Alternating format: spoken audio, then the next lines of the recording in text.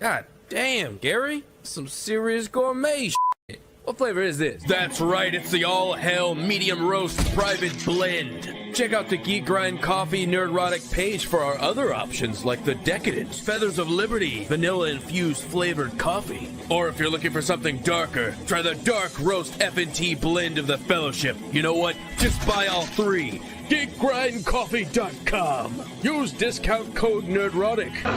I hunted, Rob. I hunted for Tobey Maguire's dick. Excuse me while I whip this out. Hold up. Wait a minute. Something ain't right. Wait. I've got an idea. My mind is a raging torrent, flooded with rivulets of thought, cascading into a waterfall of creative alternatives. God darn it, Mr. Lamar. You use your tongue prettier than a $20 whore. Nerdrotic.com. That was like a double clap. That was a double clap. Hell yeah. Hell yeah. What's up, everybody? Wow, now I'm really loud. That's better. Okay. Is it better? Always a mystery. StreamYards these days. Is it going to be low? Is it going to be high? Not really sure. Welcome to the Nerdrotic Nooner. It's hump day, and everybody loves a nooner. And we are back with Chris Gore. What's up, man? Yeah. Oh, nice coffee. Hell yeah. I'm tired, Gary. And before the stream, I completely tripped on my computer power source. Nearly ate poop like on the floor. Oh. I didn't want to say a bad word because I don't want to get you demonetized. I can't be responsible. Again, well, it's going to be really sensitive this year. It's going to be very, very sensitive this year. Yeah, it's sensitive event. Already started. Oh, yeah. It's January for YouTubers. So you're going to get a lot of, this is what I'm going to do this year. Quit. Oh, really? Are some people saying that? Yeah, because January sucks. It always does. Oh, yeah. It's well, the ebbs and flows, the peaks and valleys of YouTube. Streaming is a dangerous business, Chris. Wear a helmet. So is the internet. Sure. So is the internet. Very dangerous. Internet's the mental Thunderdome. So be ready. Be ready. I'm glad you're here because your favorite topic, and quite frankly mine, is Star Wars being stupid. Disney Star Wars being stupid in particular. Man, they have done that. They have started the year as they ended the year last year, as they started the year last year. It rinse and repeat with Lucasfilm, and I'm here for it. Hello, XRay Girl. How are you? Hi, I'm very good. I feel like as at the beginning of the real BBC, I did chest day today, so like my pecs hurt, or as in his case, he said my boobies hurt. So did you say chest day? It's chest day for working out, pumping the iron. Humping the iron? That didn't. Did she say humping? Yeah, she did. She did. Misspoke. Is Mark's leg made of iron? I don't know. Unobtainium. Yeah. So had a good day though so far. That's good. Mm-hmm. It's early yet, so we still have time. We still have time. There's time to still go downhill or up. Well, yeah, and Hollywood's going downhill. So a little later in the show, we're going to discuss an article that Chris released on Film Threat last week. He's got a couple that are going to make some waves. We got the D-Files continuing, right? And then we The have D-Files, the and D-Files just went live on filmthreat.com, the sec part 2. And then we're doing the follow-up to our WGA story based on just emails we've been getting from not just people in the WGA, people from all levels of the industry are basically complaining that DEI is destroying the industry. Should be no surprise to anyone. No surprise at all. So yeah. And then another thing we should point out before we get into it is Dune is being re-released in theaters on Wednesday, January 24th. Dune, if you didn't see it in a theater because it was on streaming, whatever, you can see it in a theater in IMAX, and they're going to show a preview. You're going to get to see footage from Dune Part 2 special. They did this before. They actually did this. They did this for an event where you could just like buy a ticket. It was like 30 minutes. And they showed the first 10 minutes of Dune, and then they showed a bunch of other scenes, and they did a little behind the scenes stuff. So pick up those tickets. Dune in IMAX, January 24th. What movie was it that showed like the first part of Dark Knight that everybody went to, that I went to? And I can't even remember the movie. It was that terrible Will Smith movie. Yes. I know, because I was in the Bay Area. I happened to be in the Bay Area for work or something. And you had to go see this Will Smith. What was that movie? I can't remember because I walked out. I saw the Dark Knight bad. stuff and left. But they showed the first scene from the Dark Knight. I mean, they showed the bank robbery scene. Then they did a little montage of other stuff, not a trailer, but I was already so in. But holy crap, that was incredible. Yeah. I'm going to look up what that movie was. I can't. The chat probably knows. The chat knows. It was a Will Smith movie where he's the last man on Earth. And it came out in 2000. Oh, I Am Legend. That's right. I Am Legend, which I eventually went and saw like on video, I believe. It was so bad because it had like digital zombies. Yeah. We're going to do all the zombies, but they'll be digital. And the fact that they just went away from the book, which is one of the greatest books ever written by Richard Matheson. So, Twilight Zone author. It's terrible. My kid loves that book. Real quick, I'm going to share something with you. Make sure your messages aren't up. I tweeted something. Oops. Not supposed to do that. There we go. Now we're back. Hang on. There we go. There's the link that you could share. Everybody was worried about Gina Carano showing up and creating unsafe spaces. Scroll down at a con, but scroll up. Well, where are you going? Where are you going? Too far. Too far, right there. Yeah. Really? Oh, yeah. No. I mean, whatever. Oh no. Make sure to bring your Kevlar if you're going for that signing. Jeez. Will he record a cameo for me? Oh my God. I always shoot straight. So does Chris Gore. Oh my God. I can't. This guy is unbelievable, man. The narcissism is off the chain with this guy. But yeah, have fun at the Atlanta Comic-Con while people are screeching about safe spaces where Gina Carano just smiles and waves and is nice to all her fans. You got somebody who's Actually hurt someone. actually killed somebody. Accidentally, but still. Well, I'll just say on the Gina Carano thing, it's first of all, there's a positive behind it, which is people aren't taking this BS anymore. The con basically told them to go F themselves. And what's annoying is the media is still sticking with this narrative and the idea of using safety as a way to,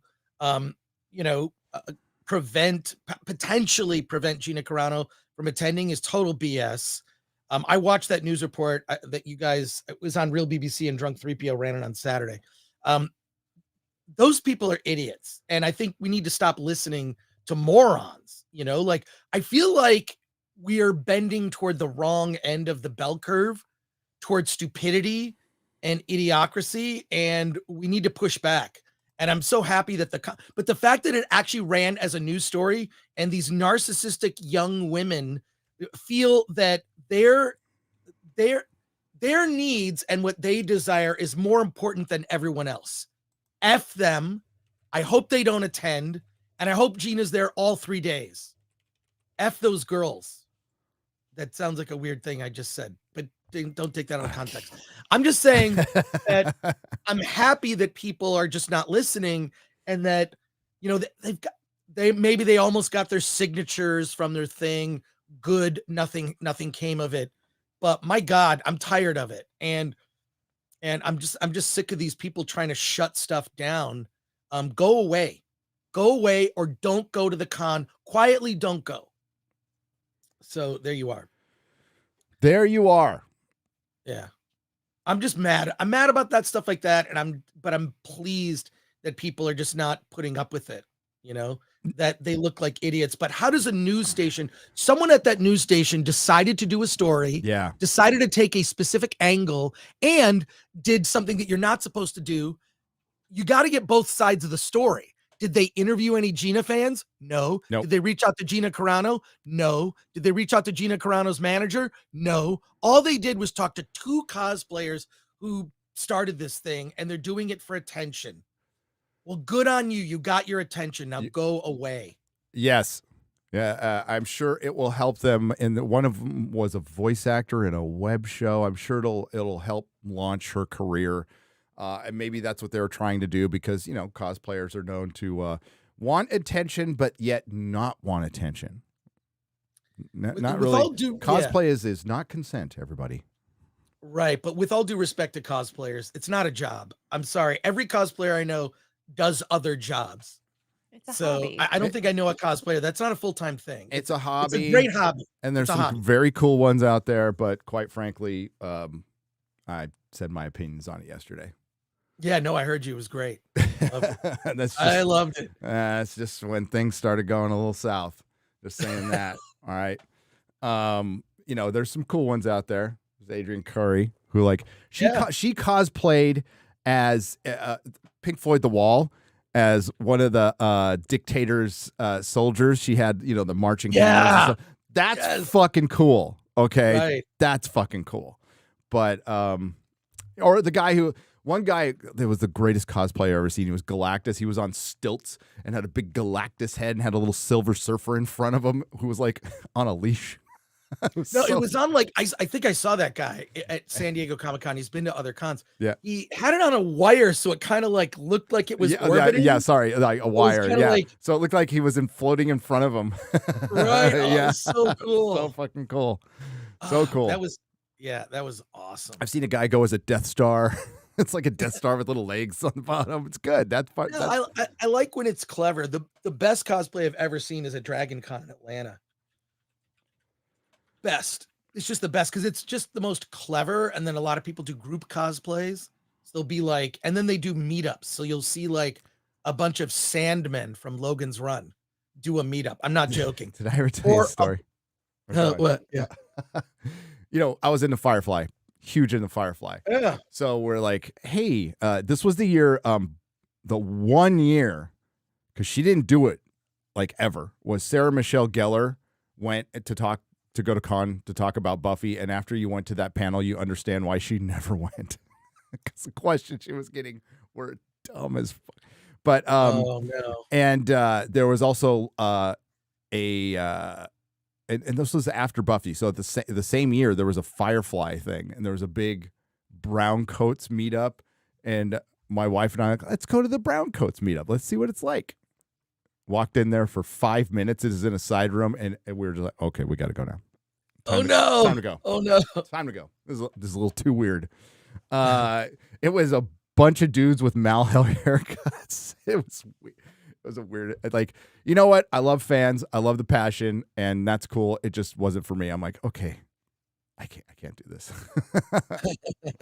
I can't do this. You know, I have my limits. We all do. But it looks like the stories are going back and forth with Lucasfilm. Excuse me. And you know, Charmin Obaid-Chinoy came out and went on CNN. And it was you who came up with the theory. I couldn't remember yesterday, and I agreed. It was me. I absolutely tell the audience what your theory was. Well, I think this is the truth. She hired a personal publicist. she saw the writing on the wall that this project is stalled. It's probably not going to happen. And she's attached to it.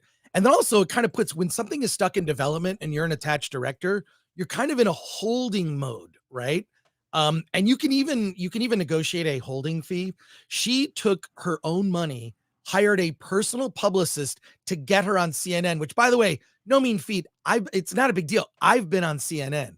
It's not hard to get on CNN. You can pitch them things and they run. A lot of people don't know this. I have a friend who's a producer who used to work at Attack of the Show.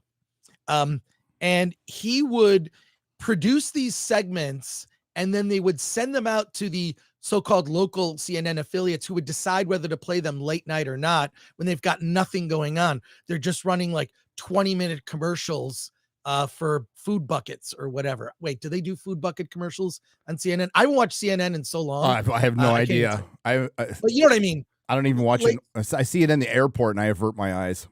Right. They should take it out of airports. It's utterly ridiculous. Yeah, it's pure propaganda. Too. Yeah, it's pure propaganda. You can't call it news anymore. You just can't. And people are just waking up to the fact that it's all propaganda. But she just hired a personal publicist and did that, which is something she's able to do. Now, the reason I suspect that is because there was no messaging behind what she was saying. All she said was the project's going to be something very special. That was her messaging, and that it's time a woman led Star Wars. Now, I believe if Lucasfilm had some, here's the messaging we're putting out about this project, they would have given her something different to say. So I don't think she did this with Lucasfilm's approval. She just did it of her own accord. And that's why the messaging was kind of weird and the timing was weird. What's the point of doing it then? And so I don't know. That's my theory, is she did that to try to save the project. And unless Lucasfilm comes out, didn't they say it starts shooting in April? Coming up on April. We haven't heard of a shoot date. So it was reported. I'm pretending I have a watch. I haven't worn a watch in 20 years. I wear a watch every once in a while. I like wearing watches. Oh. But there's no announcement of a shoot date. Casting announcements, we would be hearing things. We'd hear them crewing up, right? You've got to like book people's time for 3 to 6 months. Principal photography, nothing. And I just don't think it's going to happen. And also, by the way, Lucasfilm isn't making any movies until Bob Iger approves the budget. And I mean, that's what I think, that there just been so many disasters.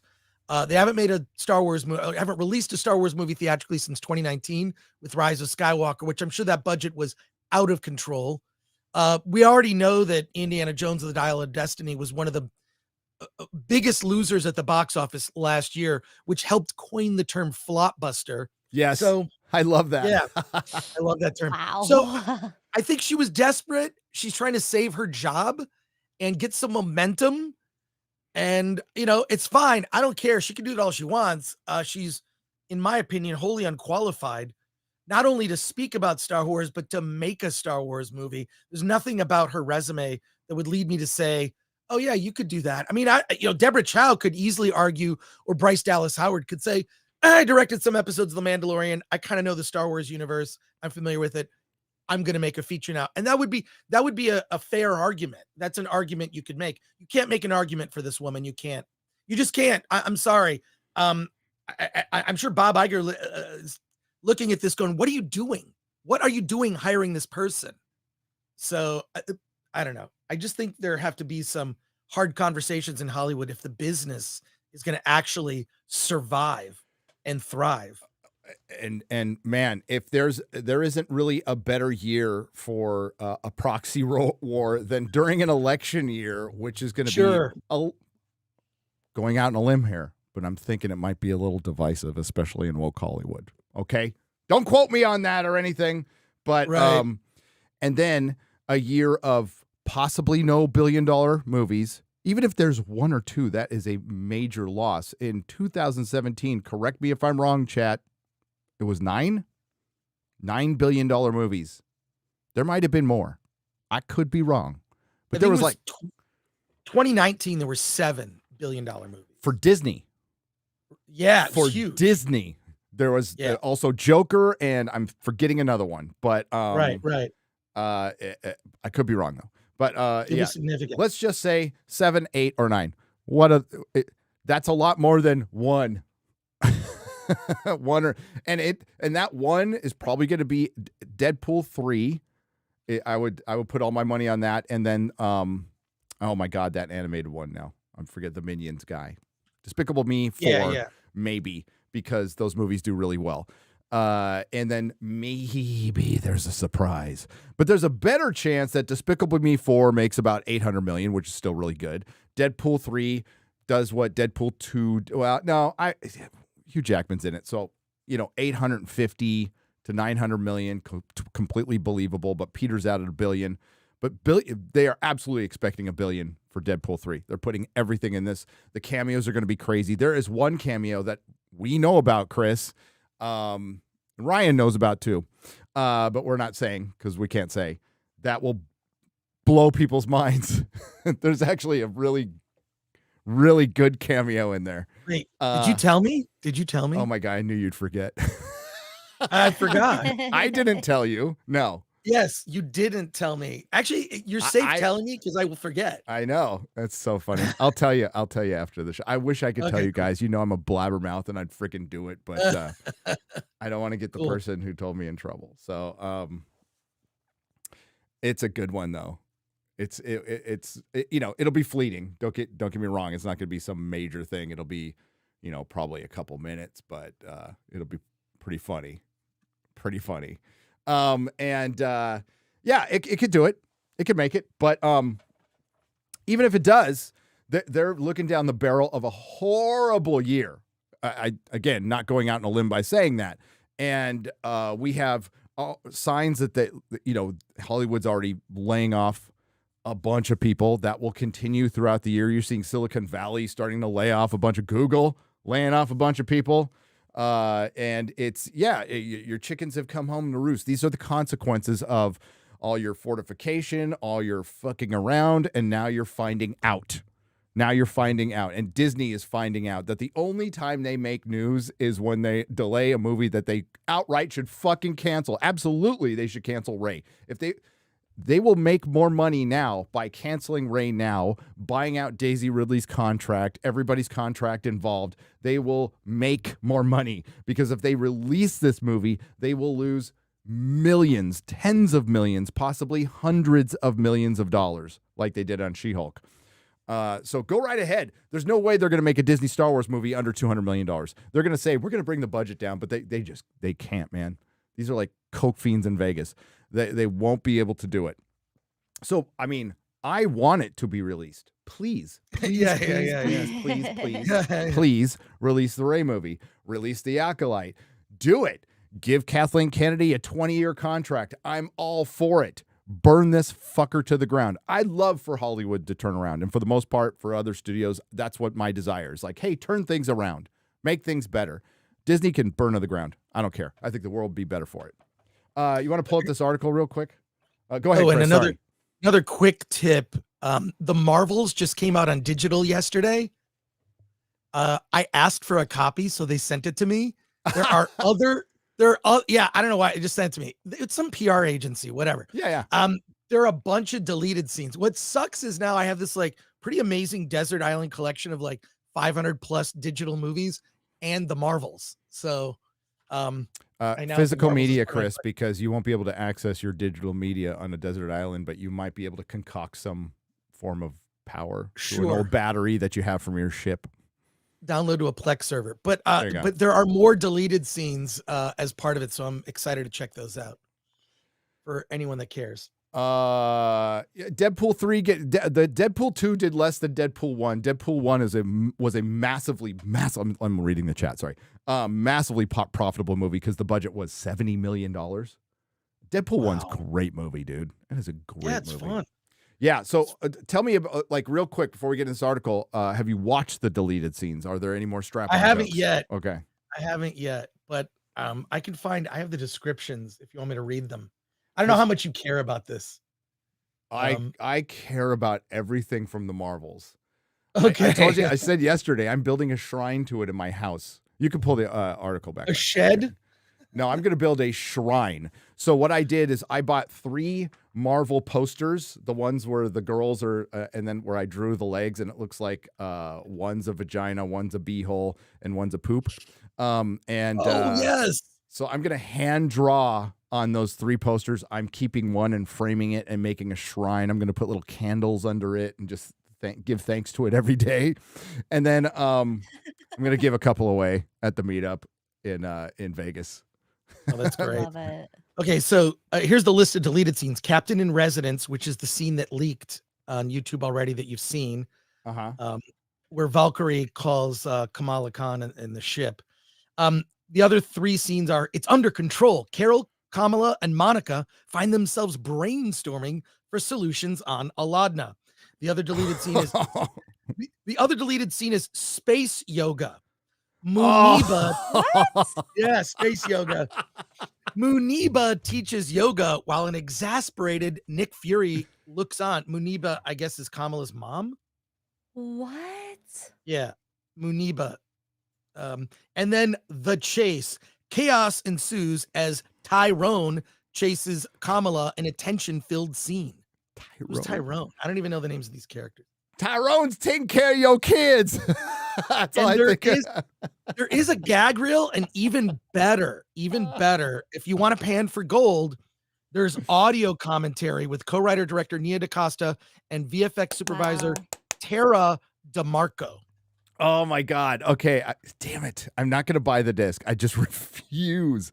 But all this will be uploaded on the internet. Right. I was going to say, but it's coming out in 4K on February 13th. So Valentine's Day. I love all the movies that should be on 4K and aren't, and we get the fracking marbles. Right. All right. Back to Disney Store. Lady Greenmaster's like at her day job today, isn't she? No, I think she's active. I think. If she can Might see if be. anybody's uploaded those deleted scenes, please check. Milady. But let's get back to Disney Star Wars being dumb. Lucasfilm confirms. So they actually got, this is I love this whole narrative. I love it. So, and I did mention yesterday before I read the article that had been canceled. I'm like, this could all be bullshit. It probably is. But it's so believable. This is even better. So Charmin Obaid-Chinoy goes on CNN through her publicist, forcing Disney to announce a Mandalorian green fucker. That's what Eric called him yesterday. The Mandalorian and the little green fucker movie early, like prematurely. Like you think they would save that for a Comic-Con or WonderCon, or I don't know if they're doing D23 this year. They're not doing Star Wars Celebration, Chris, this year? No. I don't know. I'll look. I look. checked. Yeah. Because I've been in the past. Yeah, well, they're doing them in other countries. So I could care less if they're doing D23 this year because I would never go. They are doing WonderCon, so there are cons where they could announce this and it would have made a bigger noise. But they were forced in the middle of January to announce a movie that's now the first movie they're doing when apparently. I don't know who announced this. The next Star Wars movie they were going to do was the Rey movie. So now it's going to be the Mandalorian movie, which you need to watch. We went over it yesterday. The amount of homework you're going to have to watch to understand a Mandalorian Grogu, green fucker. Green fucker's way easier to say. Baby Yoda movie. So it's Clone Wars, Rebels, Mandalorian seasons 1 through 3, Book of Boba Fett, and Ahsoka. Good luck with that. I'm sure it'll do really well in the movie theaters. Hey, where are you going? I haven't started. So Star Wars Celebration, the next one is in Japan in 2025. April of 2025. Why do you hate Japan, Disney? They move it around. It's like Japan, Europe, United States. Haven't we done enough to Japan? Okay. Hiroshima, Nagasaki, and now Star Wars Celebration. That's just fucking cruel. Okay. God. Yeah. So usually when they do a Star Wars Celebration, there's something to announce. So My feeling is if they're doing it, then some movie is going to come out the following month, like in May, right? So that's how they've done it. So Star Wars Celebrations in April, and then new product release the following month in May. So we'll see 2025. So that they're going to have something to show. So they got to make something.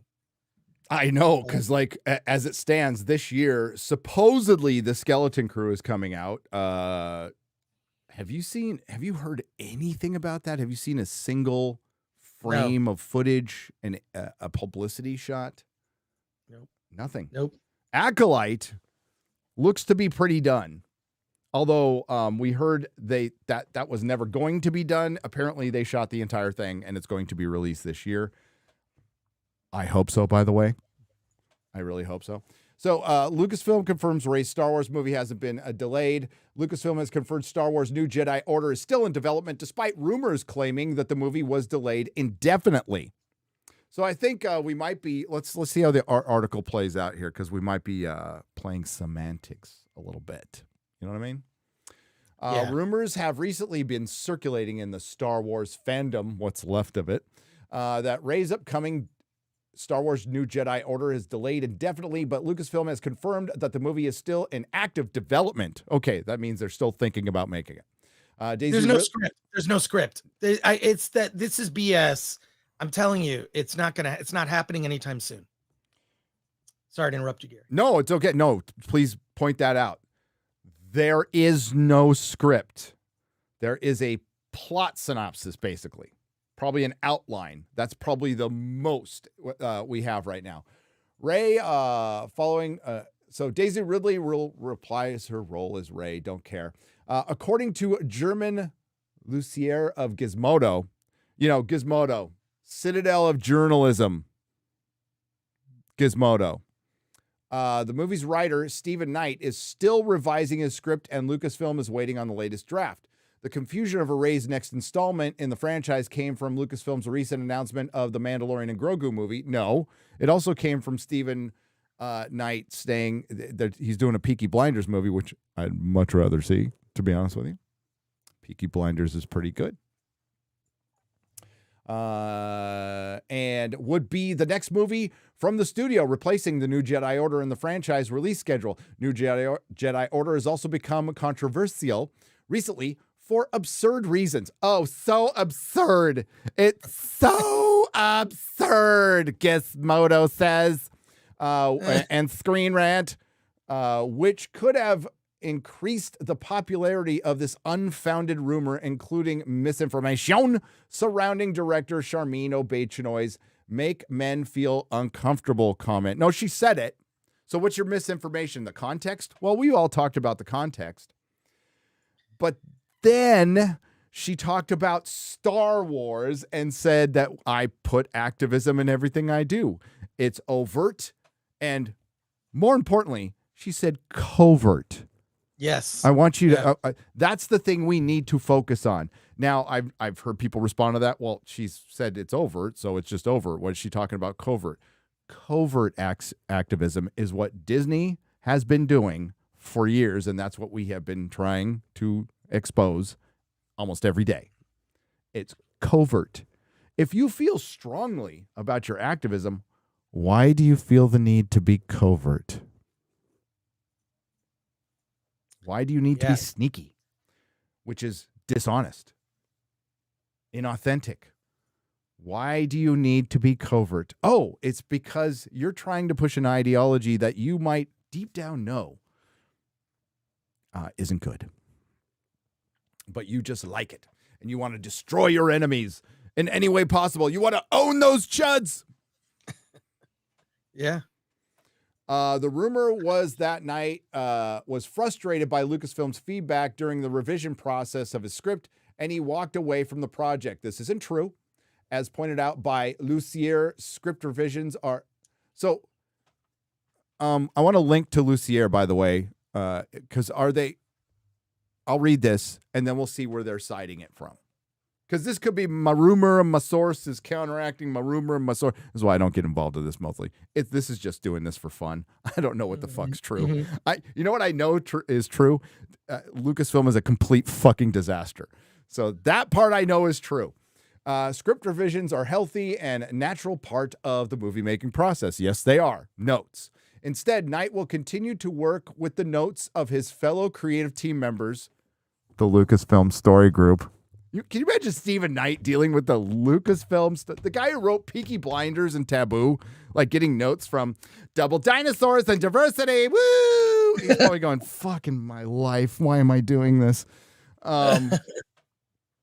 Writing after draft after draft until the new Jedi Order is ready to film. And they'll probably toss that out, hire another writer, hire another director, and then make it up as they go like they've always done. The most recent confirmation of the movie's development from Lucasfilm could signal that more news is on the horizon. Knight may soon finish the final draft. He may soon finish it, Chris. Clock's ticking. Oh my God. It's January at time of recording. You are all lovely live people, but some people might be listening on Spotify, on Apple Music, or Audible now. We're finally on Audible. It's January 17th. That puts us about 2 months and 2 weeks, 2 months, 13 days away from when they need to start shooting. Yeah. It's a leap year, right? This is a leap year. So they got him an extra day. Okay. That might save the day. And it needs to start shooting in April if it's going to be released in 2026. Just that's a fact. Unless they're just going to do an independent Star Wars film with no special effects and go Wes Anderson and have like cardboard cutouts, which I don't think they're going to do. Although I'd be far more interested in seeing that, to be honest with you. That would be interesting. That would be interesting. The most recent confirmation of the movie's development from Lucasfilm, blah, blah, blah, blah, called a, okay, so on the horizon, Knight may soon be finished, which Ridley has called a really cool way of taking the story on. She said that she didn't read the draft. She read her paycheck. She read her paycheck and then said that. So all the zeros on her paycheck and said, that's a really cool way of taking the story by bringing me back and paying me because I'm not getting paid very much because I am, listen, I got nothing. She seems like a really sweet person, like a nice person. That never comes out on the screen. Like she's far more charming on like red carpets and in interviews than she ever is in front of the camera with scripted entertainment. I think Daisy Ridley's great. It's just disconcerting that she's been involved in so many bad projects. She needs to be in comedies, like little rom-coms and or like independent films. Like I think that would be playing to her strengths. She did a bunch of indie films. Every single one bombed. Every single one. I mean, you could look them up. I mean, they're not great, and it's unfortunate. It's unfortunate. She has to get better. She's just super charming. Material. Yeah, and just that doesn't come across in the screen. Yeah, you know, you can't all be Robert Downey Jr. who lives off his charm, and he's a great actor too. Great actor. He was fucking magnificent in Oppenheimer. But I mean, at least Daisy Ridley's Rey like has the Force. That explains some of her strength. It's better than it's a Gundam, tweeted out. Just it's the truth. He's all, how come all the basically heroes, he said Marvel heroes, but all the heroes are beating the shit out of 250-pound guys and look like they can't even do a pull-up because they can't. Right, yeah. Because they can't. Yeah. The actress has recently been speaking about the movie more frequently during her press tours for another movie. Did they even they didn't even name the movie for another movie? It's so funny. Some insignificant movie. And this, along with Obey Chinoy's words earlier this year, seemed to hint that the new Jedi Order may soon begin production. So all of this total debunking, I need to know who it comes from. Because I'm not seeing it come from Lucasfilm, other than, maybe Stephen Knight said something. Said like, hey, this is the notes process. This is the way it goes, which I believe. And the movie, and it seems it may develop sometime, maybe. Okay. That's it. That's all. That's their big debunking. Now, if you could go to where they cited that, scroll up a little bit, XRay Girl. A little more. you just called X-Ray Girl X. I feel like that should that be the short name for X-Ray Girl? Just, hey X, can you It might. The only person who's called me that is Theory. really? Really? Yeah. When you're Yeah, no one Yeah. else. I don't know okay, that I so like. so where it says pointed out by Lucier, click on that because that's their citing. They're citing. So I want to know where I'll have to Lucier got it from. reshare And a again, second. they might have got. Usually they say Hollywood Reporter or Deadline. That's usually where you get it from. Oh, so it's okay. So that's an article. That's an article on Gizmodo. So press the article on Gizmodo. Sorry. Reshare. That's okay. Well, he's not wrong. I mean, yeah, you get notes, but that's, you know. Feature. Okay, scroll down. I'm just I'm looking for links to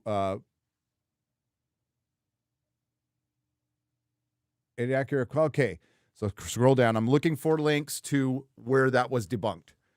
There's no links to where that was debunked. Yeah. There's none. There's none. So this is just Gizmodo saying, bro, it's the notes process. It's not delayed. I don't know where they heard. Maybe it was somewhere else, and I don't care enough to look.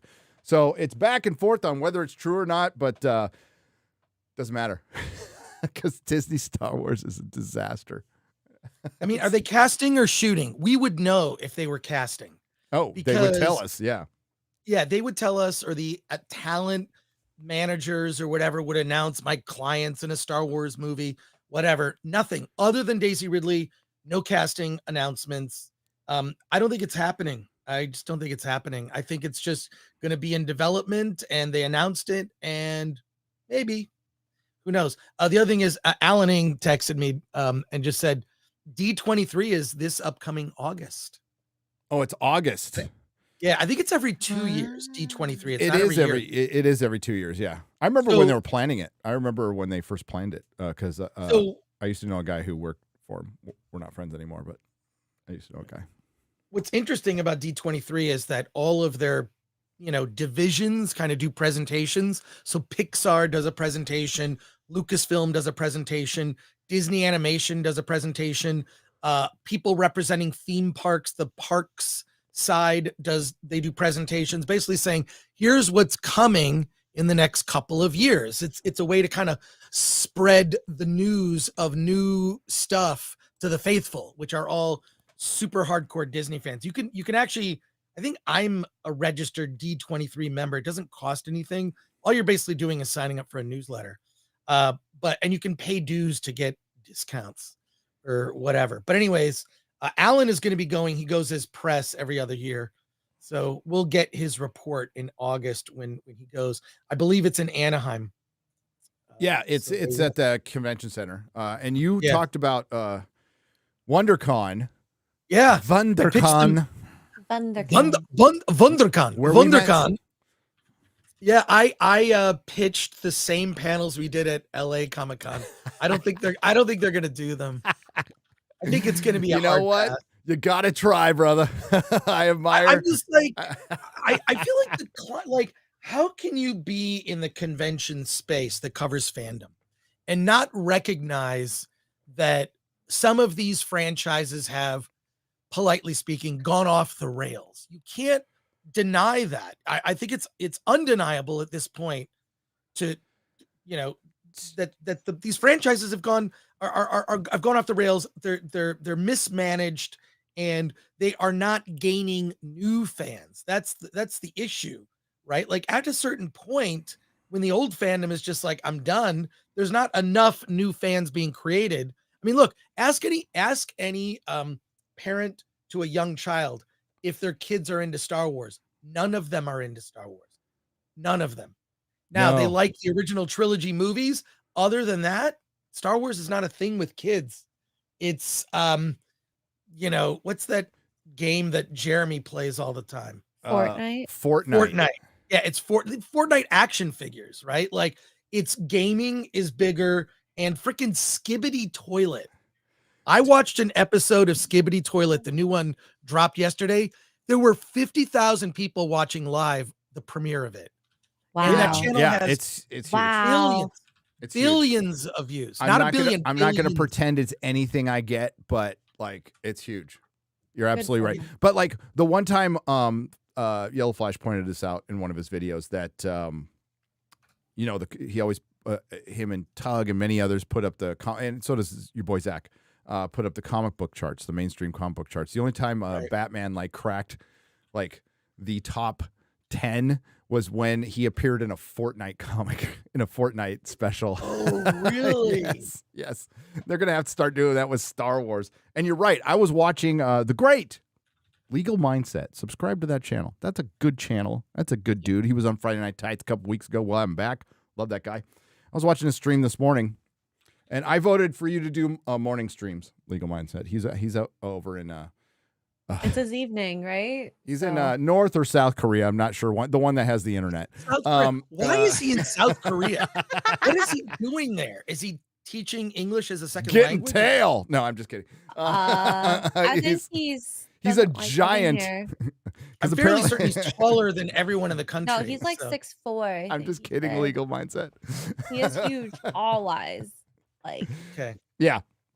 So he was discussing, he's a lawyer, so he was discussing the legal stuff, the ins and outs of Disney, and he was asking his audience, like, what would it take to bring you back to Disney, to start spending money to Disney? And the vast majority was like nothing.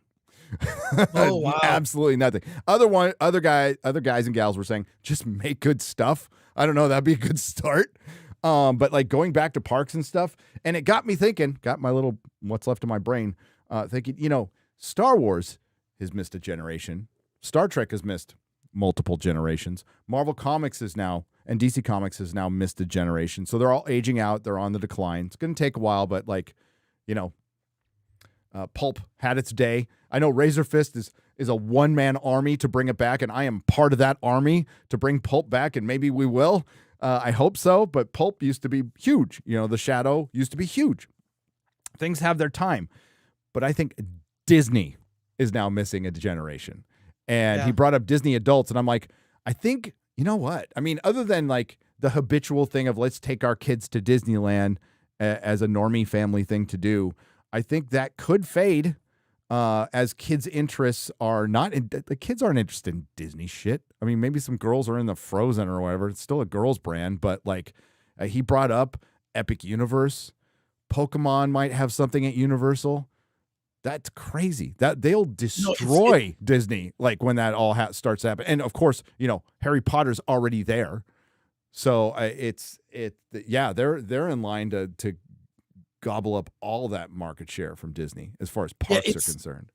It's huge, and video game crossover into parks is huge. I was at Universal City Walk yesterday. I went to see Oppenheimer again because it's at the IMAX over there, and I've changed my mind about that film. When I first saw it, I thought, well, this is kind of a loud Christopher Nolan mess because he always feels obligated to overcomplicate storytelling by jumping back and forth in time. But it's a movie that gets much better upon repeat viewings. In any case, everyone there had Mario stuff. They were all like, because they were coming out of the park, right? Huge. That is huge. They've developed in ways where they're catering to modern interests. And Disneyland, as much as like I used to love going there, I was an annual pass holder. So was Alan Ing. We were both annual pass holders. Something about it does feel dated. Like I like the quaint stuff. I like the barbershop quartets. I like being able to walk in a theater and see Steamboat Willie or the presidents, the Hall of Presidents, or the stuff that's like so dated. I like going to shoot a gun. You can go to yes Frontierland, and you can target shoot. Yeah, you can target shoot. Like, damn it, and all the stuff with like the Tom Sawyer, Huck Finn, like all that. I love it, dude. All that stuff's gonna be gone. They're really preserving the old school Disneyland. Is a relic. It's a relic. Now it's a wonderful relic, and I've never been to Disney World. Same. Never going to go, by the way. But when you first walk into Disneyland in Anaheim, it is like going back in time, and the quaintness of how small, like people go, it's small. That's what's fucking cool about it. It's like you are immersed immediately in this like 50s, 60s world of all the pop culture from that time. That's what was cool about it. You know, Star it's so Tours. cool. Star Tours was Yeah. so modern at the time. Star Tours was rad, dude. I love that. It was cool. ride. I hate the new Star Tours. They changed. Yeah, I don't like it either. I hate it. So I mean, I just think that what's interesting is the cancel pigs can't afford to go to Disneyland, which is why this stuff is still there. Like the Tiki Room. I love the Tiki Room. All the birds in there, they're all just ethnic stereotypes. Yes. They're all ethnic stereotypes. I mean, it's fun. It's all played in good fun. It's these birds, and one has the Mexican accent. Oh, one has an Italian accent. It's all just like, it's like whatever. It's just ethnic stereotypes. Yeah, it was weird when he said La Immigra, though. That was a little bizarre. Right, Yeah. right. But it's it's just played in good fun, whatever. But I do think that that stuff's it's gonna be on the wane. They priced it so high that just a traditional middle class family, and there are fewer and fewer of those, can't afford to go. You're looking at, I mean, you can look up where people just show their receipts. They went to Disneyland and like how much it costs for a family of four to eat one meal, and it's like $300. It's insane. It's out of control. Everything is surcharged.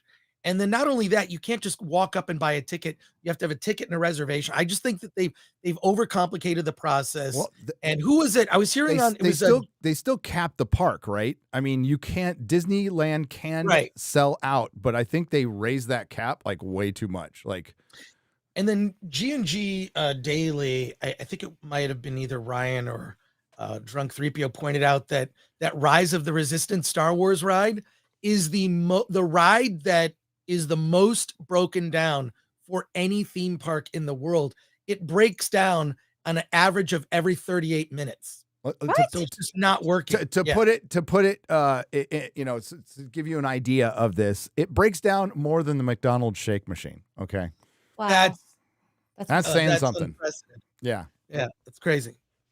But so they've really, there's just sort of a lowering of standards and qualities. It's as if what they need to do is make things merit based and expect people to reach a certain level. But when you erode that and make merit not the biggest priority at your company, and you put attention on other things, you're taking your eye off the ball of what is actually really important.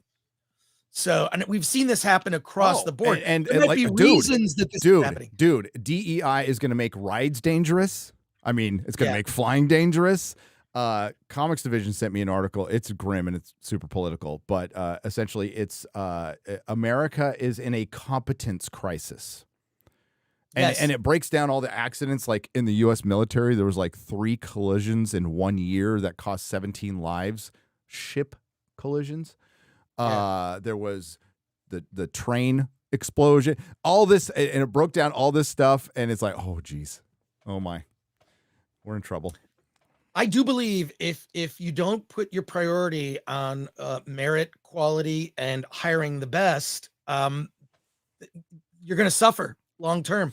If you, I saw, who was it? Like, might have been like Jordan. It might have been Jordan Peterson. I'm trying to remember. But some ministry in Canada, you would know this, X-Ray Girl, put out a thing because it's Canada related. I assume you know everything related to Canada. Yeah, of course. Ministry of Truth. They some ministry in Canada put out this thing of like they're gonna clamp down on, this is real, men playing jokes with the tampons that are in the men's bathrooms. They're like ripping them off the wall, or they're using them for jokes, and it's We're like gonna stop men from being men. Good luck. And it's like Jordan Peterson was like, "Why is this a priority in our country? Like, who cares?" First of all, it's a joke that actually is a thing that happens. No, it's real. My brother told me, and he's in military. It's real. In the back. They gotta do like I can't remember which Grand Tour episode it was. Jeremy Clarkson had 2 tampons in his nose because that's what we do. If we saw tampons in the men's bathroom, they'd be hanging out our ears with fucking whatever, throwing them at each other. on the rare occasion. I believe it. But I mean, like, I feel like we have so prioritized this thing, we haven't prioritized the things that are really important. And that's it. And it's like, if you look at the word, if you did a word cloud of words mentioned in the news, you go 10 years ago to now, and it's like you watch award shows and they use the term diversity. I'm so sick of that word. It doesn't mean what people think it means. It's really excluding. It's less white. That's exactly what it means. Yeah. Share That's this what it article, X-Ray Girl. That's a great unintended segue, Chris. You're a master. at Oh, this. did It's I? like you're a Okay. professional. It's like you know what you're doing. Kinda. I sometimes. don't. That's why I'm glad you're here. It's okay. It's all good. Oh, wait. Skip the ad. Gonna take a couple of seconds. No, you can hit skip ad. Oh, there. There you Skip go. ad. Yeah. Oh. Emmys. Now, okay, this is weird. The Golden Globes were up. The Golden Globes almost doubled. Well, because of Barbenheimer. Right. Sorry to interrupt you, Gary. Yeah, it's a Barbenheimer. Wait till you see the Golden Globes next year. Right. Emmys sink to another historically low audience, down 27% from 2022. 27% from a previous low from the previous year. I didn't know they were on. I'm like, well, Chris didn't invite me to a watch party. Well, that's pretty normal because Chris always forgets to invite me to a watch party. But you didn't have a watch party for the Emmys. I'm like, oh, yeah, because you cover film. You don't cover really TV. Right. The Emmys can't catch a break, while other ceremonies have managed to bounce back at least slightly from their pandemic lows. By the way, the pandemic era was stopped this year basically to all of Hollywood as far as they're recording their lows and all of their ratings. It's up. We increased 50% from our previous record low. Great. But it's still nowhere near the heights of 2019. Awards hit another depressing milestone. Only 4.3 million viewers watched Monday night's ceremony on Fox, according to early Nielsen data. That's a significant decrease from last year's previous all-time low. So this is 27% down from their all-time low. When less than 6 million people tuned in for the show on NBC, the awards show was also down more than 37% from the last time the Emmys aired on Fox in 2019, when the audience sank to then a historic low of 6.9 million. So they've thrown everything into streaming, folks. And streaming is essentially the Emmys. Aside from streaming movies, streaming shows are the Emmys. And there's no interest in seeing any of these people. I forgot. I don't even care who won. I just don't care. Did One Piece get nominated for any Emmys? Not that I'm aware. It might be that it's not calendar year. I don't know how they cut off the Emmys. The Emmys is really weird in terms of like where the calendar begins and ends, and then some are eligible and some aren't, and some are like, wasn't that show like 2 years ago? Like, but it didn't make the deadline. I don't know. I don't understand it. I've never liked the Emmys. I think the Emmys is, I don't know. I think it's, and also I think that like there's just not that excitement around the TV. I mean, like the Critics' Choice Awards, they combine TV and film, and they don't give out all the awards on camera. It's a very tight 3-hour show. They actually were ahead of schedule, and they ended up doing an award on camera that they were not scheduled to do. But the Emmys, I've just never gotten into it because I find myself like, how is this show nominated 7 times? I've never even heard of it. And there's so many categories, it's confusing. So I've never been an Emmys fan. So the fact that it's like a new all-time low, not surprised. Not surprised.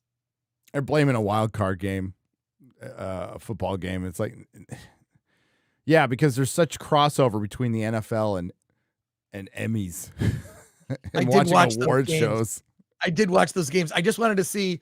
I was bummed that the Eagles didn't win. My buddy Mark is a huge Philadelphia Eagles fan, and the Eagles would have, been paired against the Lions, which would be great, but we could have given each other shit, but didn't happen. Oh well, you can. Yeah. It's just excuses after this X-Ray Girl. It's fine. Yeah. Yeah. I certainly think Barbenheimer and even with a lot of nerds, Godzilla -1 will spark interest in award shows to see. I mean, the fact that Godzilla -1 is eligible for Best Picture. Doesn't mean it's going to be nominated for Best Picture. No. It's eligible. Yeah. I just got news. Next week, Godzilla -1 is coming back to theaters for a week in the Godzilla -1 minus color. Yeah, black and white version. The black and white version. So I'm so I going will to see be that. Seeing it again. I'm going Oh, to hell see yeah. it. That'll be fun. That'll It'll be fun. my 5th time in a theater. That'll be cool as hell. Wow. So you had a D-Files article come up, and then we have a letter to read. Yes. Did you which email it? wanted You first. You emailed it to me, right? I did email it to Okay, you. I'll just read. We don't have to show it. I'll just read. Or it. I can. Do you want the I letter? have it also. You whatever read it. wanna do. You read it. Okay, I'll read it. But just to put this into context, so we Yes. had this story come out where a WGA writer, a white WGA writer, just plainly put out this is what's been going on in the Writers Guild since 2019. This dramatic shift, which is it's not requiring people, but they're strongly encouraged. And if you're a new member that's going to join the WGA, you have to fill out a demographic survey. And we ran screenshots of it. And then this was an editorial that was just a letter to the industry.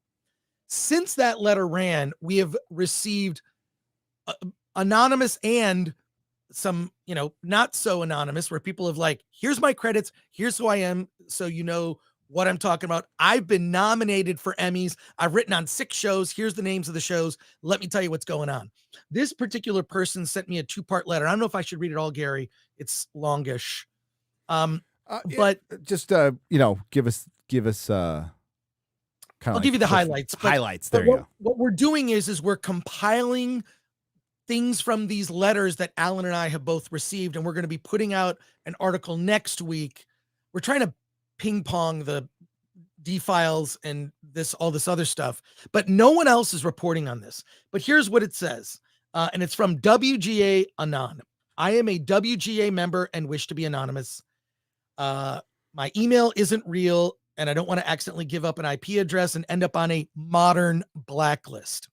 I have a few stories that illustrate the hostility to non-diverse writers that may be of interest. Number 1, writers hired on comic book shows are told it's a positive that they are unfamiliar with the original comic book and not a fan of the existing IP because they want to do a, quote, modern take on the material relevant to today. Number 2, writers are asked, A, why this story today? How is it relevant politically today to the existing narrative they're pushing on our culture? And B, why are you the person to tell it? And then, quote, because I have talent and wrote it is not a valid answer. What is a valid answer is, quote, because I'm a member of this aggrieved group or class and only we can tell our own story. Okay. Number 3, this leads to a heads we win, tails you lose game, where if you don't include diverse characters, you're dinged for having an all-white, non-diverse cast, regardless of the time or place of the story or historical accuracy. And if you have a diverse class, race, gender, then you are guilty of cultural appropriation. This means that you are, for example, African-American, you are not allowed to tell a story about an African-American character or disabled or LGBTQ unless you are that specific subgroup. You can't write it. Number 4, there's a bias toward the 2-fer or 3-fer hire. Being gay, for example, isn't enough now. You have to be gay, African-American, Latinx, undocumented, unhoused, differently abled. Then Unhoused. Jesus. Yeah, seriously. Then on the DEI scorecard, they have a 2-time or 3-time positive score for the hire. To give you an idea of how competitive things are, for only murders in the building, there was word a staff position was available. This is the lowest rung writing position. They have received 450 scripts as writing samples for this one job. Manager told me these jobs would typically go to a BIPOC writer, but the show decided not to hire anyone or to go in another direction. And then here is the big thing. There's a second part to this letter, but let me end with this part. This is what we have to talk about, Gary. Number 6, final point of the first part. The WGA has a diversity program where the guild pays for the diversity hires salary. Most of these writers aren't picked up after the quote free ride expires. Many of these writers hired only for diversity purposes feel obligated to push stories that reflect the specific box they checked. So a transgender writer will be pitching stories exclusively about that experience. Now, I'm in favor of diversity in general, especially for stories where it makes sense. There was a notable show about the deaf community that amazingly didn't have a single deaf writer on the writing staff. Instead, they relied on consultants. That likely reduced the authenticity, and they lost out on many unique deaf stories. This was shown by the recent excellent film Coda. We want original, authentic, and diverse stories, but they can't just check boxes. They must tell a story about a protagonist that overcomes obstacles, pursues goals, internal and external, and has an arc to growth. Having people who aren't fans of the IP, Star Wars comic books, results in a product that has no respect to the existing fans. Then when fans complain, they are insulted as toxic. What company would make product that insults the consumers of the product? It's insane. So what I found out, and this is something Alan and I were talking about at the CCA, and we actually talked to other people in the industry who quietly came up to Alan and I and just said, I like what you guys are doing. I like what you guys are doing. Keep doing it. Keep doing it. Couldn't believe it. Like how many, not only members of the CCA, but other people like in the industry, because we were around a lot of industry people. But the interesting thing is this WJ, the WJ is paying, it's like a paid internship to be on a show. And I mean, even like Ava DuVernay, she has a company that if you, it's literally, I made a joke once that like someone should create an app called Diversity Hires, where you just like for your company, you just order up like an Uber and you get people of a certain type. She actually made it. I'm not joking. I know. This is a real company, and they get people in the industry, and it's like a registry. It's a registry. And are you looking for a unit production manager, a UPM? Are you looking for a second AD? Are you looking for a cinematographer? It is literally a BIPOC listing of listings of people for all positions for a crew, and you can register and get work through a company that Ava DuVernay, I'm sure she gets something for that service. But yeah, it's, I mean, I made a joke about it. I can't believe it's real, but this thing with the WGA paying for these writers is weird. That's just weird. That shows how hard the WGA is pushing it. But what it is, I mean, you saw in the last week, basically, if you look a certain way, here's another, I don't know how much more you want to hear about this. What's also not being discussed, this is the continuing on with this letter, as is the anti-Semitism behind much of the push to diversity. Jews are classified as, quote, whites, and thus not a minority, despite being 2% of the world's population and historically victims of mistreatment and genocide. The mantra is, and this is a quote, this is what people in the industry are saying, male and pale is stale. Whoa! Is that the name of the app? No. Oh this is what people say. Out with the old order and in with the new. Anyone who questions this new orthodoxy will, of course, be denounced as not promoting a diverse workspace, or worse, racist. So we fight racism with racism. Okay. Yes, that's yeah. Yeah, I can't believe male and pale is stale. You should just tweet that. You know what? Holy shit. I will. Gosh, those people. Those damn People. It's very weird. It's just, just as someone, look, you and I are almost the same age, Gary. Might be a little older. I remember growing up in the 70s and 80s, and the 90s is like, hey, you know what? World's not perfect, but a lot of things are better. And one of the things was we got to a place of being nearly colorblind in the 90s, or at least it felt that way. I don't remember, other than some horrible things that happened in the 90s, I won't bring up, but for the most part, just amongst people, nobody cared. People got along. This has now created a weird, and also a sense of entitlement with certain people? Or how do you criticize someone for their work when that person could also be accused of racism? Well, by even giving a critique. when they're a diversity hire, you can't criticize them for their work. And that probably explains a lot Right. with Kathleen Kennedy, who's, yes, a white woman, but a powerful female executive, can't be criticized. Yeah. People were bringing up, Jonathan Majors when he was playing Kang. And we talked about this with Loki season 2. It's like that performance was terrible. Well, I don't think the director could tell him that. I don't think the director Yes. felt comfortable telling him that. Like, dude, dial it back. That's pretty bad.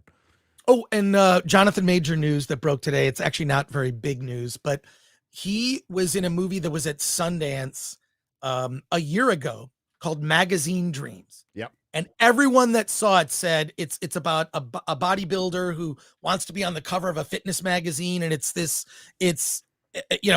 everyone I talked to who saw the film, I have not seen it, said it was fantastic. It was great. I don't think Sundance is as important a festival as it used to be, but it was picked up by Fox Searchlight, picked it up. They were going to release it in December. They were already like an early part of the year planning, like we're doing an Oscar campaign behind this movie. They dropped the movie. They no longer, so they owned it. And they're like, well, we're going to sit this out and see when to release it. The Jonathan Majors stuff. They have now just dropped the film. It has no distributor now, no one to release it. He's been unpersoned. Yeah. Yeah. And I don't know, like, I just feel like where there's smoke, there's fire with him. But I think, I don't know. He was found guilty in a court of law, but I'm sure there was another guilty party that they just kind of flipped and got some immunity. I'm sure there was abuse both ways. Some of us have been in very toxic relationships in the past, and that's how things can go. And is it fair? Life isn't fair. Life isn't fair. But am I gonna like condemn the guy forever? I didn't even pay attention to the video, to be honest with you. I just know he's gone. I just know he wasn't good as Kang. He was terrible. Kang was a terrible villain. And I think the High Evolutionary is a much better villain. Is the best villain the MCU has done since Thanos. Yeah, is the High Evolutionary, and of course they're not going to bring him back because it's guns and MCU sucks. But that's the way it goes for them. Real quick, Lady Greymaster shot this to me. I'll just read it. Please. This is from The Hollywood Reporter, and it came out, I don't know how long ago, to yesterday. So it says, critics in crisis. CCA demands members who also belong to HCA. Who's HCA, Chris?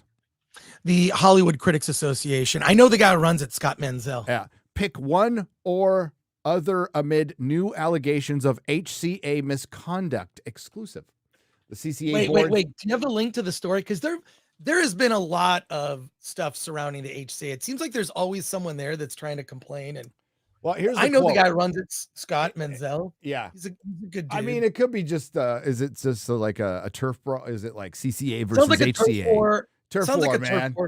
These critics, a lot of these critics take themselves so seriously. I know. Like, did you see Joe Rogan talking to Taylor Sheridan about critics? That's a great clip. Oh, he said they're absolutely irrelevant now. Like, is there anything more irrelevant than a modern critic who just pick? And then Taylor Sheridan's like, right, they just pick stuff because they famously hate Yellowstone, right? They just hate it. Why do they hate Yellowstone? Oh, because they perceive it as like MAGA fucking TV or something like that, which it really isn't. Okay, but whatever. I like. I haven't seen the show. I've seen the prequels and I like them a lot, but I haven't seen the main show yet. I will someday. But and I love Tulsa King. That's my favorite Taylor Sheridan show. But he just basically said that they all hate Yellowstone and they basically praise movies they know are shit because they agree with it politically. It's confirmation bias, basically. Well, like, he's not like wrong. This movie, I'm actually seeing it tonight. I'm seeing Ava DuVernay's new film Origin tonight. Here's the link to the article, XRay Girl. But I'm seeing it tonight. But again, it's one of those movies that, like, I don't know, whatever. I feel like I'm going to a lecture and not a movie. But you are, dude. predict It's that Ava. movie It's is Ava going- DuVarnish. Yeah. Remember, I she said biased works both ways, Whitey. it was weird. Like, I don't know. There's like a weird thing of like, I'm entitled to be in the industry. And it's like, no, you have to work hard. And if your work resonates and you build an audience, you can continue to work. That's not the case now. That's not the case. This is weird. Okay, I'm seeing this article for the first time, but I actually know Scott Menzel, who runs the HCA. I've heard that Yes, name before. and I'm like, I don't really care about that aspect of my career all that much. I've just been in the Critics' Choice competition for years. Dude, this goes on all the time. Who gives a shit? Critics Right, fighting. right. I'd love to see a critic fight. Like they actually go out like Ron Burgundy, go out back in the back parking lot and fight. That'd be great. See like Movie Bob versus Scott Mendelson or something like that. That'd be awesome. I'd pay good money this for is that. interesting. So the CCA people got a letter. If they're in the HCA, they have to pick one. That seems fair. You're in one organization or the other. Right. So the CCA board says that they've uncovered evidence of misconduct by the HCA has improperly suggested that at least one studio, and we suspect more, that it could influence Critics' Choice Awards votings. Duh! Duh! Yeah, wow. And led the studio to reach out to CCA and request the action be taken. So the studio reached out. Wow. Because they're worried about the integrity of the awards. Kiss my ass. No studio's worried about whatever. Yeah. Let them all fight it out. I'm Ron Burgundy style in the backyard. I want to see Right. Leonard Maltin with a pitchfork. I think it'd be fucking awesome. And the refs could be the Muppets, the Muppet critics. That'd be great. Yeah. Yeah. I can't pretend like, but nobody has a problem with the gift bags and the early screenings and flying people out for special screenings, flying people out and giving them 4-star dining. I mean, like, that's part of the game. But look, I got a free hat when I went to the Critics' Choice Awards. The one thing I give it a great review. The one thing we respect about Chris is he'll go anywhere for free drinks, but he'll still be honest about the movie. Okay, so here, look. All right, here we go.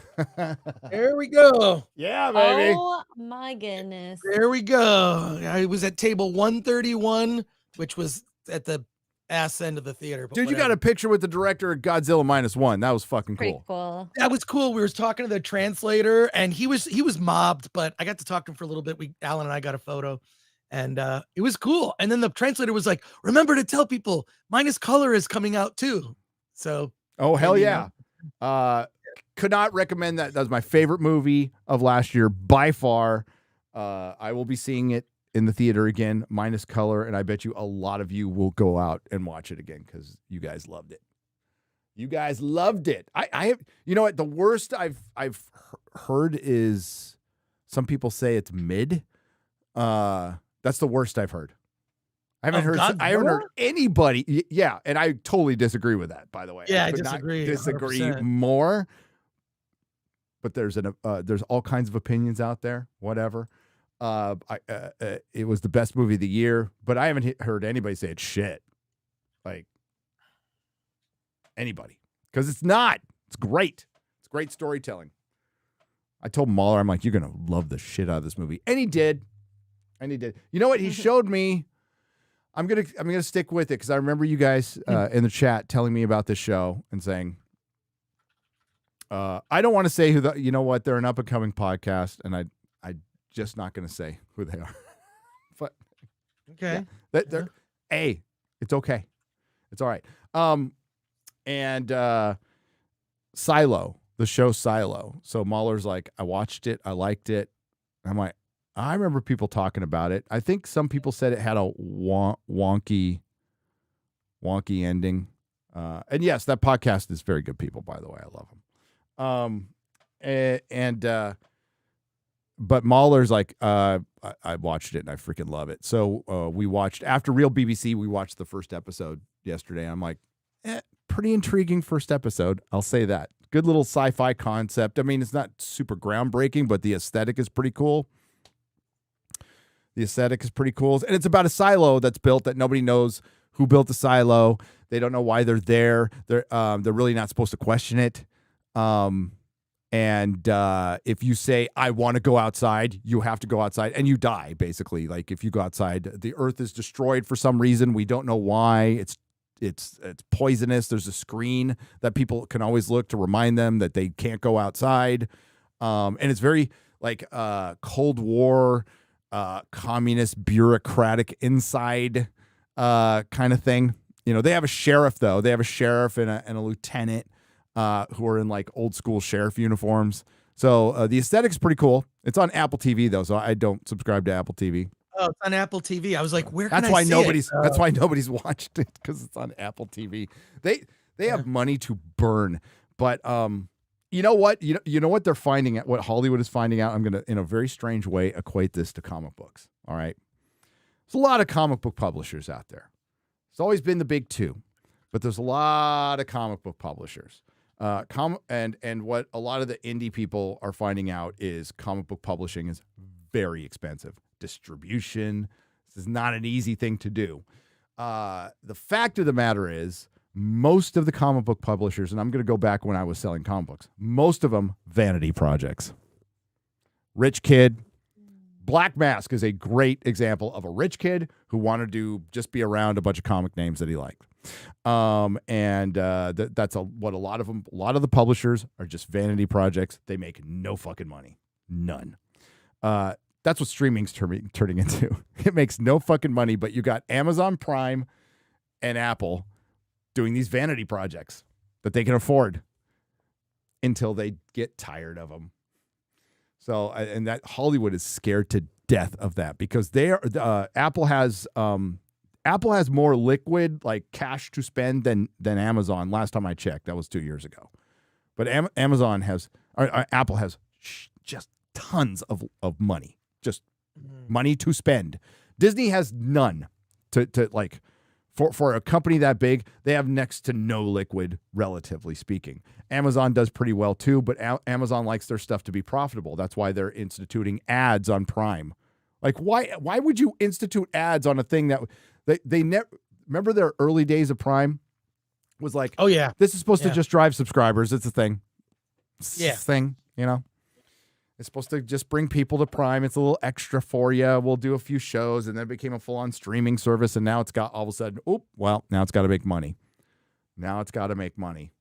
Kind of hard to do that when you have the Rings of Power. Haven't heard a peep out of that either. Rings of Power Season 2, not a peep. And I'm disappointed, to be honest with you. I hope we get a trailer at the Super Bowl. Isn't House of the Dragon coming out in August? Am I right? So that's when it came out. Yeah, August. I know. Oh, I can't wait. Oh, by the way, I watched the first episode of True Detective. I heard it's woke shit. I heard it's just absolute woke dog shit. And the showrunner out there is already blaming racists for the low critic score, which wasn't even that low, by the way. The lead character is woke and is very much anti-white men. Wow. That's the lead character. Gonna totally skip it. I have zero tolerance for this shit now. Like I mean, just like, bye. It's just tired. Like, okay, if you put that in a couple of movies, like, oh, I get it. Yes, if it's Killers like, of the, but like, well, Killers of the Flower Moon was historical, at least. Okay, yeah, that happened. It's still a highly dramatized historical, but it's historical, right? When it's in everything, I'm just tired of it. You're where's that Az thing where there is a three-headed Az and he sounds like a demon from Evil Dead? He's that's what it really is. It just comes down to the fact that it's boring. It's boring because it's boring. Too repetitive. It's so it's like, can you tell a different story? Like, and the fact that like in that email that was sent to us, what is it? Pale and male is stale. Yeah. How is that like? How can people say those words out loud? Like that's a thing that is okay to say. It's the only kind of racism. Repurposed racism. It's acceptable to say it. And there are certain words you cannot say in public or you will lose your job. The only way to take power away from those words is if everyone just said fuck it and just everyone said it at once. If 3 million people tweeted out one word, it would change things. You're right. Here's the here's a quote from the new Patriots coach. Az just tweeted this. New Patriots head coach Jared Mayo. I do see color because I believe if you don't see color, you can't see racism. And of course his response is shut the fuck up and win some fucking football games. Yeah, exactly. Like I couldn't agree more. It's like, oh God. That's why I can't fully come back to the NFL, dude. I just can't. I can't. My Lions are doing well, so I'm back. That's great. That's great. If Harbaugh went to the Chargers, it'd be hard to like not. You went to an NFL game this year. What do you mean? My son is a huge football and baseball fan. Like he has his favorite team, but he watches every single game. He breaks down the stats. He plays fantasy football. He's just a fucking huge fan. And it's my fault that I made him a Charger fan. So I feel somewhat responsible for that. But he had never seen Lambeau, right? So we were there, and I'm like, and the Chargers were playing the Packers. By the way, Packers in the playoffs. It's because I went to a game, so you're welcome. And it was fun. It was a really fun experience. Lambeau's like it's like, you know, the holy land it's like the Mecca of the NFL. So you got to. So I went for my son. Of course, I enjoy the game. I was a huge football fan for many, many years. Lived and breathed it. So I still know my stuff a little bit. The game is horrible compared to what it used to be, though. It's half the game it used to be. It is. And it's one of the few, I mean, this is why I've always admired sports and our military, is it seemed a place where the lesson, the message of the U.S. military or a winning sports team is we can come together, you know, in spite of our differences. In competition. And we can learn to work together and succeed and excel by working together and setting aside that stuff. So I don't know. I went back, like, I'm still a baseball fan. I'm still a massive baseball fan. I love baseball. I love the strategy. But football was my first love. But like, yeah, they, as people know, they took my team out of San Diego. Now I left San Diego too. So I mean, but Gary, we lost half the audience talking about sports. I know. Well, we're getting to super chats right now, so we'll stop talking about sports. Cool. David Smart for $20. Thank you very much. Oh, I got to get the right button. Says, hey guys, and a beautiful XRay Girl. All hail. Gary, I can't believe Gary getting death threats because of the stupid TV show. And I wanted to ask how many DVD movies you own and digital. I own 5,000 DVD movies and 1,000 digital. Holy shit. Oh, I do not own. Okay. Library that's a store. That's enough for a store. Yeah. All right. So I used to have thousands of movies, and I had to sell my comic store and was going kind of broke because I had relapsed. So I sold them all. So I've put it up on social media, like how many movies I have. That is recent. That is like within the last 2 years, I built back up my physical media collection because I had Lord of the Rings. It's the only one I kept. Oh my God. So how many ones everything you see is within the last 2 years. Okay. I did a purge of my collection when Blu-ray came in, and now I'm doing like 4K upgrades of stuff, but I have every version of Star Wars from when it was like in a widescreen, you know, when they would like, it's out of the vault, we've got it on widescreen VHS. So I just kept all the editions of Star Wars just because why not? Yeah, I wait for specials. Yeah. I wait for like when they hit like $9.99 or something like that. That's right.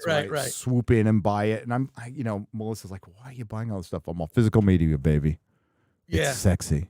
I get like 3 or 4 movies a week now, but they're like, I wait till they're $9. And I'm building it back up. And I have very few on digital because I don't own them. So, I mean, I have all the codes. I just haven't bothered to put them in.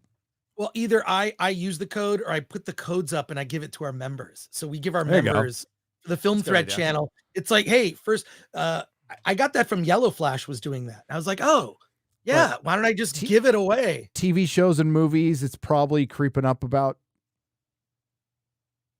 1,500.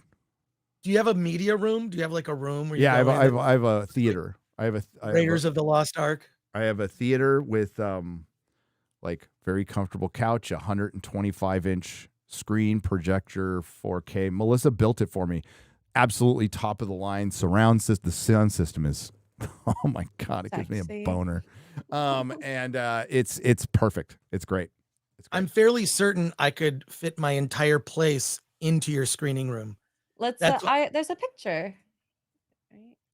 Yeah, that's what I'm looking at. So to the right is my media wall. But it's not an entire wall because it overlooks our living room. This is all upstairs. You can see the outside door of my office on the right. And that's just like extra stuff that wouldn't fit in the media wall because it's like DVD shelves that's oversized. Is that a Conan? Is that the soundtrack or laser? That is a book. It's a book. Okay, it's an anniversary book talking about the making of the film that I found at Barnes & Noble. What a great movie. I like your bobblehead. Yeah. It looks like you. I think it is you, Nina, right? Infinity sent that to me. Oh my God. Thank you. Oh, and there's your from San Diego Comic-Con. Yeah. I love that. Well, look, if WonderCon, I put you down as a panelist on one of the panels. But I mean, it's totally up to you if you can make it. I think it's in March, WonderCon. I'll let you know what happens. I'm. Let me look. If we could time it with finally getting my mom out of there, which would be around that time, that would be perfect. Well, okay, so WonderCon is March Out of California, 29th, March 29th through the 31st, so the last weekend of March. Look, last year they actually rejected all of my panels, and then 3 days before the con, they reached out to me and said, "Hey, we've got a panel dropped out. Can you put together a panel?" And they just invited me at the last minute. But it used to be I would get 3 panels at San Diego Comic-Con and WonderCon. Then it went down to like 2, now 1, and now it's like, well, I don't know if I'll get in or not. Yeah, we'll see. I'm okay. San Diego will probably go again because we get press passes. So yeah, I don't get press passes. I gotta figure that out. Just apply. You would qualify. If I qualify, you did. Yeah, I don't know.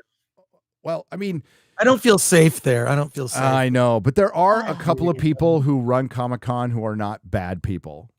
Mm-hmm. Okay, who know me from or are aware of me from when I retailed there and stuff. They're all right. Overlord Tenjigoku for $20 says, I asked It's a Gundam this, but how much money would you all need to buy Disney? All hail. Dude. The bees. Billions. No money that I'll ever see in my lifetime. I wouldn't want to buy it because that would require fixing it, and it's just too much work. I would buy it to sell it off in pieces. That's what I'd do. Sell off the assets. Kronos El Grados on the Streamlabs side for $50. 50. Hail Chris Gore. Are you going to be at the Vegas meetup? Oh, yes, I'll go. Yes, he's I'll going. go. Yeah.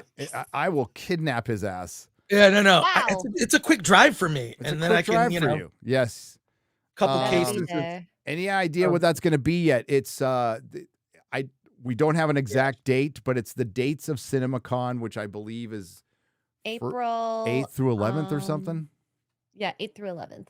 So it's in that time parameter, okay? In that time parameter, that's when we're going to go. History dictates it's a Tuesday, Wednesday, or Thursday. Yeah, I try not to announce a meetup before like an event, so we'll wait till after MegaCon, and then after MegaCon, we will give you the dates. But if you want to plan early, it will be the dates of CinemaCon, 8th through 11th. And I don't know the exact date yet. We have the place ironed out already, and there's going to be 2 events. I don't know if Chris wants to talk about it yet, though. Oh, what's that? Oh, you didn't even know? Oh, my God. What? He forgot. MegaCon? MegaCon. No. Vegas. Vancouver Comic-Con. Vegas. Oh my gosh. What about Vegas? God. I was wanna just on the pat you on the website. I'm looking head. at CinemaCon, seeing if we can get passes to it. Okay. Here's the thing. I don't think we need passes. I think, Gary, what we do is we just go And to just the roll in. lobby, which is You- public. All right. Go have the there. link I to did this once. CinemaCon. I Let's did this do at So I did this at Sundance once. I've done a lot of weird, crazy things in my career. Like, well, I'll tell this. I faked my own death in college to promote a film screening of mine. And I have photos of, and I did a fake front of the college newspaper that I had committed suicide. Okay. I shouldn't have even said those words. Anyways, then I would like go to screenings and I would get a little sign that said reserved, and I bring tape and I would just put it across seats just to save them. And I have made fake badges that say press, and they look super professional looking. And then I have them laminated and I just wear them. So if I go to like Sundance or some other festival where I don't have a badge, I just wear a badge I made. And it looks real. Now, I'm not making a fake Sundance badge. I'm just making a badge that makes me look I'll like. tell you. Yeah.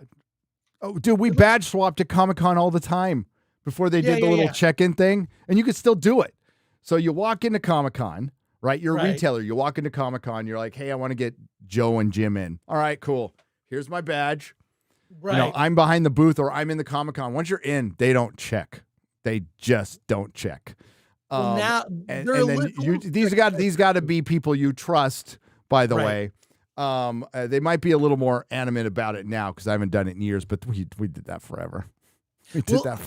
We still do the badge swap thing, but I try to I get a couple extra badges whenever I go to a convention, and then I get gender neutral names. And that way it could just like Alex, right? Dylan. Yeah. Dylan, just whatever. And then that's just gender neutral.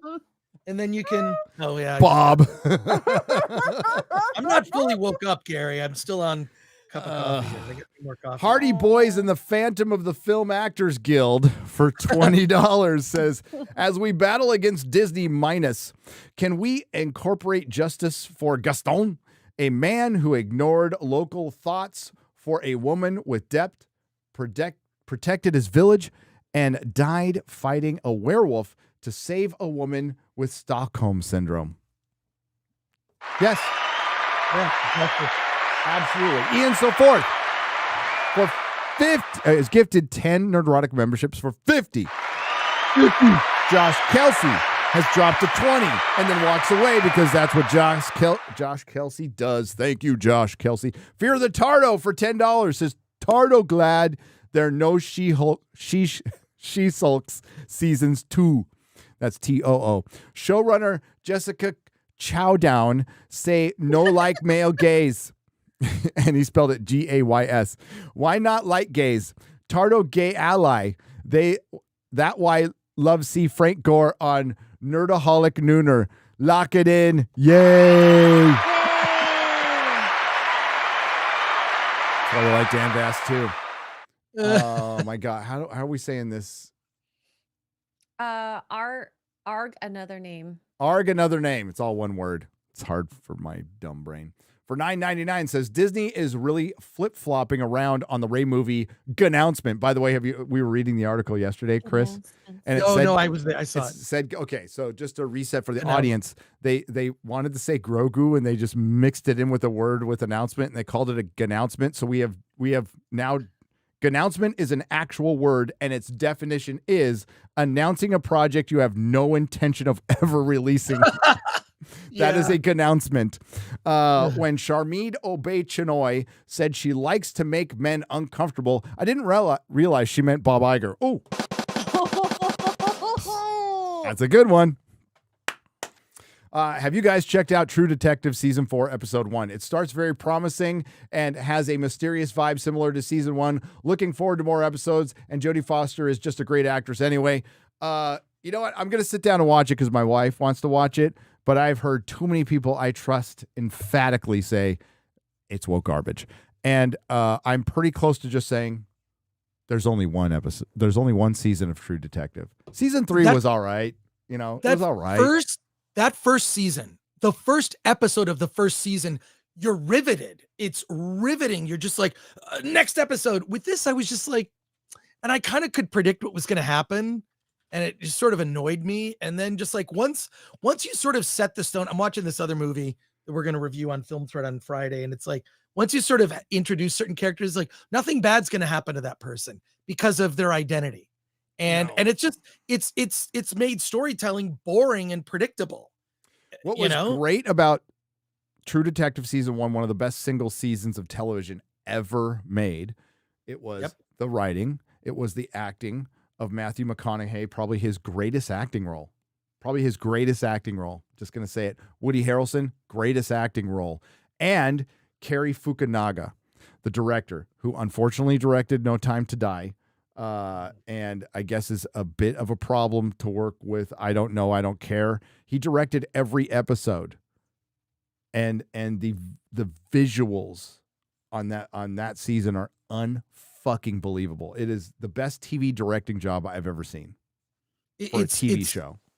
Yeah. Oh God, it just makes me. I'll say this: having watched that first episode, it just made me want to rewatch the first season because I was like, "This is okay," but I wasn't hooked like I was on that, for that first season or other episodes of TV that also do that, where you're like, "Oh my!" It's just how is season 1 not in 4K? How is season 1 of True Detective not in 4K? It's like one of the most beautifully shot things ever. So it's pretty sad. It's so fucking good. Yeah. So I hope you like it, and I hope it's not woke trash. I just hope it's not. I hope it's a good detective story. I got nothing against Jodie Foster. I like Jodie Foster. Yeah. She's good in it, but like she's obviously has some shit from her past. I mean, that's sort of a true. Well, detective. she grew up in Hollywood. Well, that's true. Yeah, I bet she's got stuff in her past. Right. No, I mean the character, but yeah. Oh, I was going to say Jodie Foster. Didn't she play a 13-year-old hooker in a movie? So, 14. 14. Sorry. Yeah, Taxi Driver. Yeah, not Kevin Feige for 5 rubles. Gary, this might be too cruel. If you really want to make Dan Vasc mad, make him sing the Workers' Party jingle, our corrupt socialist overlords PT jingle. It's too late for me to do that. I should have done that, though. I should have done that. How's that competition going? Where is he at? I don't know. The head? Actually, I've been just trying to focus and do my thing. No, I'll find out when somebody tells me. Okay. I subscribe to Dan. I watch all his videos. I love Dan Vasc. Okay. I love my gay friend. Unconditionally. Oh wow. Yeah, unconditionally. I love Dan Vasc. But yeah, if I lose, I'll sing the song. I never said for a second I was going to put that video on my main channel, which I'm not going to do. I mean, I'll put it on daily, but it'll probably be on Twitter or something like that. Put it on Geezer Gaming, which has no subs currently. We are. Oh, we can announce that. Let's announce it. Geezer Gaming is going to happen. And what's the first game we're going to play, Chris? Now, this is in a couple months. We got to work out some parameters and stuff. Should we just watch the trailer? Because I think that might be more fun. I think we should. Okay, wait. After that, we got to get through these soups. But yes, let's do that. No, it's worth it. I mean, you don't have to play the whole trailer. Let me send this to you, XRay Girl. I'll put it in the private chat here. This is. I don't think it's multiplayer. It's not multiplayer, right? So I think we're gonna have to take turns or so. We'll figure it out. We still have to figure it out. We'll figure it out. So this is the game that on the Geezer Gaming channel. Which, by the way, I really want to play that YouTuber's Life. OMG, you got to go. Oh, that's not the one we talked about. Prison Architect. Wait. Oh, this is a surprise. Play this. You got it.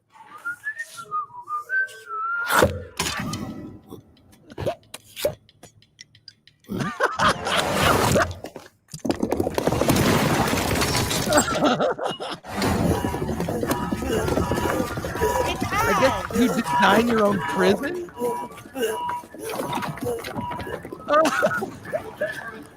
So you design your own prison. Oh, look, you can lift weights.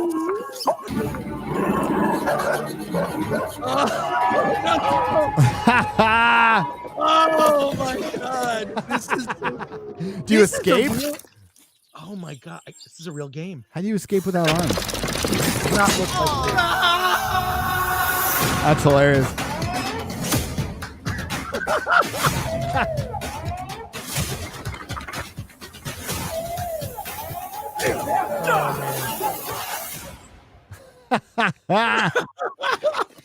Can you start like gang wars and stuff, like racial gang wars? Prison Architect 2. That means there was I'm looking a for part authenticity, so Oh like my God. the worst are the interracial gang wars when it's the Norteños, right? Yeah, and Bloods and Crips, dude. That's awesome. No, we had discussed an entirely different game, Chris, but that's okay. Well, no, we talked about YouTubers Life OMG. Yes. And I sent you that. I said we should play this game. So if there's a multiplayer, we should do it. Yeah, I'll play it. That sounds good. Awesome. That sounds good. Oh my God. That's all right. I can't wait. That's hilarious, dude. Yeah. Where'd you find that? Did I say subscribe to the PlayStation channel? Is that PlayStation 5? Oh, that's why you sent it to me, because is that going to be on PlayStation 5? PlayStation 5. It's one of the 9 games they're going to have on PlayStation 5. Yes. No, there's a ton. There's a ton. Define ton. Hundreds. Is there? There's a Cobra Kai game, like Dojo Rising. Yeah. For my brand new PS5, because I'm a gamer, I was looking for games, and what did I get? Ghostbusters Remastered, God of War. What else did I get? I can't even remember now. Yeah. Can't even remember. I'll know when they get here. Ultra for $2. Give any and all tax advice for employees and self. Taxation is theft. Cyberhunk 2069 for $1.99. Mark's leg is clearly made of Canadium. Canadium. That's good.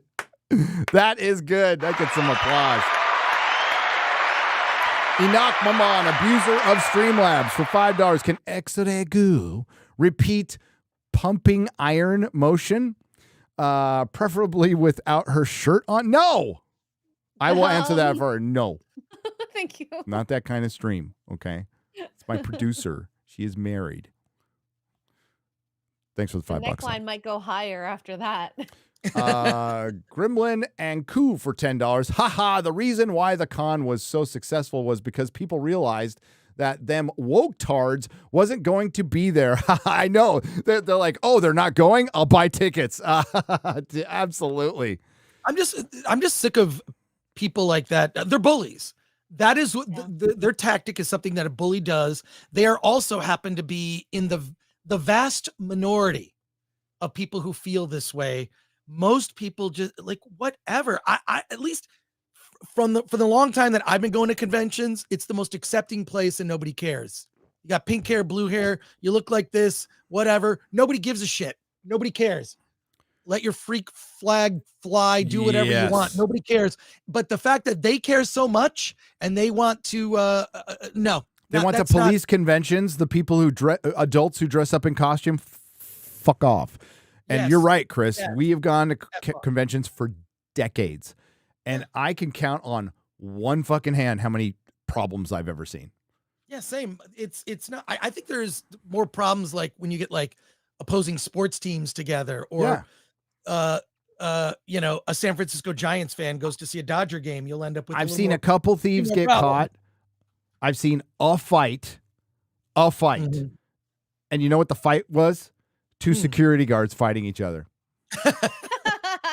But for the most part, everyone at Comic Cons in particular, are just really nice to each other. This is a problem that needs to be go F yourself. Don't attend. Don't go. We don't want people who are trying to shut stuff down coming to the convention. F them. So, I'm tired of these people. I'm just like my tolerance. It's just like I'm done. Carl Suburban. That's a good name. For $5 says, born in 69, thought I was no longer fit in the world until I found Gary and his fellowship. Well, it's not my fellowship. It's the fellowship. Thank you, though. Thanks for pulling me from the woke flock and setting me free. Fly. Be free. Wait. Be free. Welcome. Thank you for the $5. You're not crazy. the world is. Webster for $20. Hey guys, any interest to watch Jason Statham's Beekeeper? Actually, we should have probably talked about that, huh? I thought it was super decent. I agree. I think super decent is a good definition of that movie. If you want to go to a matinee, remember when a matinee was like $3? God, we're old. Right. Yeah, it's not I remember when it was $1.50. So it's like $10 now. Absolutely worth it. My theater was filled. We went Saturday. We went Saturday, but had a good time watching it. It's absolutely fucking ridiculous. That South African bad guy at the end was kind of my favorite thing. He's a beekeeper. You know, whatever that guy was, I freaking loved. I'm like, that guy needs to be in more shit. I enjoyed it. In fact, I think I messaged you and a couple other people saying you should check it out. It's fun. Is it the greatest movie ever? No. It's Jason Statham at full capacity, going full Jason Statham. Yeah, I loved it. And it's got a little bit of Hunter Biden in it. I love the Hunter Biden stuff. And that's what made this movie really good is the villains and then the ends that they meet, like that one douchebag at the beginning that gets his fingers cut off. And like, I love it. It's like you really want something bad to happen to the people who deserve it. And so that's why this movie's satisfying. Plus Jason Statham was in 2 kind of bad movies last year, The Meg 2 and Expendables 4. Those were, but he was good. Only 2 complaints for the Beekeeper is, like his motivation, the woman killing herself. It's like when you pointed that out, I was like, yeah, it just didn't seem believable. It seemed like she would try to solve the problem before. She would try to solve the problem. They should have had somebody kill her. That's what it should have been. That made more she sense. should have been murdered. She found something out, and that would have been. And dyeing his beard. That just I couldn't take my eyes off. Like, bro, just let the gray go, man. It's all good. Yeah, it's all good. Ministry of Wrong Thing for $9.99. It makes him dye your beard, dude. Come on. Makes you look like a fucking porn star. They released both narratives back to back. Ray movie canceled and Ray movie still going in the media to test fans' reactions to see which would be better PR. Ministry of Wrong Thing. I think, and I agree with you that the studios absolutely leak information to test the waters. Happens. They've admitted to it for $9.99. So that happens. Could that be the case? Absolutely. But I think the public spoke pretty loudly when Charmin Obaid-Chinoy came out and said it's time for a woman to run Star Wars, and it went insanely viral for like 48 hours. Like insanely viral. One little statement. So the public has spoken. They don't give a fuck about a Rey movie. Go ahead, make your Rey movie, and it will do about as well as the Marvels did, which was not at all well. Red Chief is Red Chief 000 for $5 or Red Chief I don't know. Went to I Am Legend with a buddy, did not know about the Dark Knight preview and was floored. Oh, yeah. I went back and watched the movie and I Am Legend. I'm going to say I told you the reason I walked out. I was like, fuck this. I love Omega Man, but I love the book. Just adapt the fucking book, okay? And they decided to go away from that. So at the time, I was like, fuck this. So I saw the Dark Knight thing and could not believe how excited I was for that movie after that. I'm like, oh, yeah, that was fucking amazing. But then I went back and watched it, and I didn't hate it as much as I thought I would. I didn't love it, but I didn't hate it as much as I thought I would. It's okay, but ultimately forgettable if you ask me. Yeah, Aaron Pipes for $10. Disney has reduced their audience to a $300 billion to $500 billion total. That is a fact. If they stay the present course, they have to reduce their budgets to 100 million max. Agreed. They have to. I think that will be their intention. I think they will announce that. They will go ahead and try it, and it just won't happen because the way they've been making movies is making shit up as they go. Drunken Unicorn on the Streamlabs side for $5. Long-time watcher, first-time super chat. All right. I fell down the radicalized rabbit hole by stumbling across Gary on Open Bar with Drinker and Mooler. Never look back. Hail Nerdrotic, hail chat. Hail Chris Gore. Hail XRay Girl. Oh, what? No. Wow. No. People. Sorry, I meant to hit that one. Hail XRay Girl. Hail XRay Girl's chest day. Oh, thank you. Chest day. Yeah. I know Chest y'all day. support that. Yeah. That was a good one. That was a good one. She's learning, folks. She's doing really good. Nick XH for 10 British pounds, proper money. I showed my mom pictures of Erin Moriarty before and after she had her plastic surgery. The first thing she said was, why? She was already pretty. They all want to look like everyone else. It's so sad. She was very pretty girl. She went from a 10 to an alien. Yeah, that was weird, man. Like, and it's weird because she looks like a porn star that's quitting the business. Yeah, because yes, she's aged that out. is a great description. Yeah. Like later years porn star. Yeah. Oh, it's so sad. Yeah. She's 29. Who in the fuck filled her head with that shit? Oh, Hollywood. If you love your children, do not let them go to Hollywood. They will be eaten Part of alive. it is the makeup, and it just doesn't. It's not flattering. She, like you, I think you said yesterday, she looks 10 years older. She does. And there's a weird mentality in Hollywood that I think makes people do that. I don't know. It's weird. I don't think women need any plastic surgery. I think, No. Whatever. I think it's just, and also as you age naturally, it doesn't get better. You need corrections. So now she's sort of stuck doing that. She's stuck forever, and that's what the doctors love. They're not giving you honest advice. You think a plastic surgeon's going to go, nah, you don't need any work. You're good. Yeah, it's like going to a building contractor and saying, like, the building contractor says, no, you don't need any improvements to your home. No, but like, they want your money. That's not the person you get an opinion from. And the boys, for when the boys show is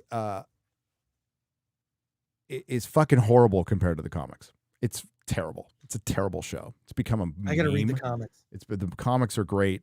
The comics are basically it's anti-corporate. They're basically, it's very black humor. It's satirizing corporate America, superheroes, movie stars, a lot of that stuff. That's what and the comic book industry, and the show has just turned into TDS. Yeah. That's all that's turned into. It's just MAGA hating TDS. That's sad. And it's also become a parody of itself. Luke 1234 for $4.99. Should they do another RoboCop remake or a reboot like Halloween 2018? Not now. Maybe if things return to normal, or if some independent and they straight up, like, I would put them in the 80s RoboCop suit. Not modernized at all. Oh, that modern one was awful with Awful. Joel Kinnaman. Oh, Yeah. It was terrible. No, I hated that. RoboCop cannot be remade. It's of its time, and it cannot be remade.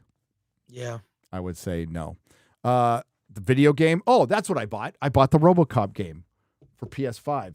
Video game looks like lots of fun. Az loves it. He'll tell you all about it. Andre C28 for $9.99. True ending. Star Wars fans win the rights to resume EU canon, but unable to stop Disney canon. Well, EU canon would win with Star Wars fans because it's a better canon. Ask Disney Star Wars. They keep ripping it off. Anakmamon for $5 on the Streamlabs side, circumventing Papa YouTube.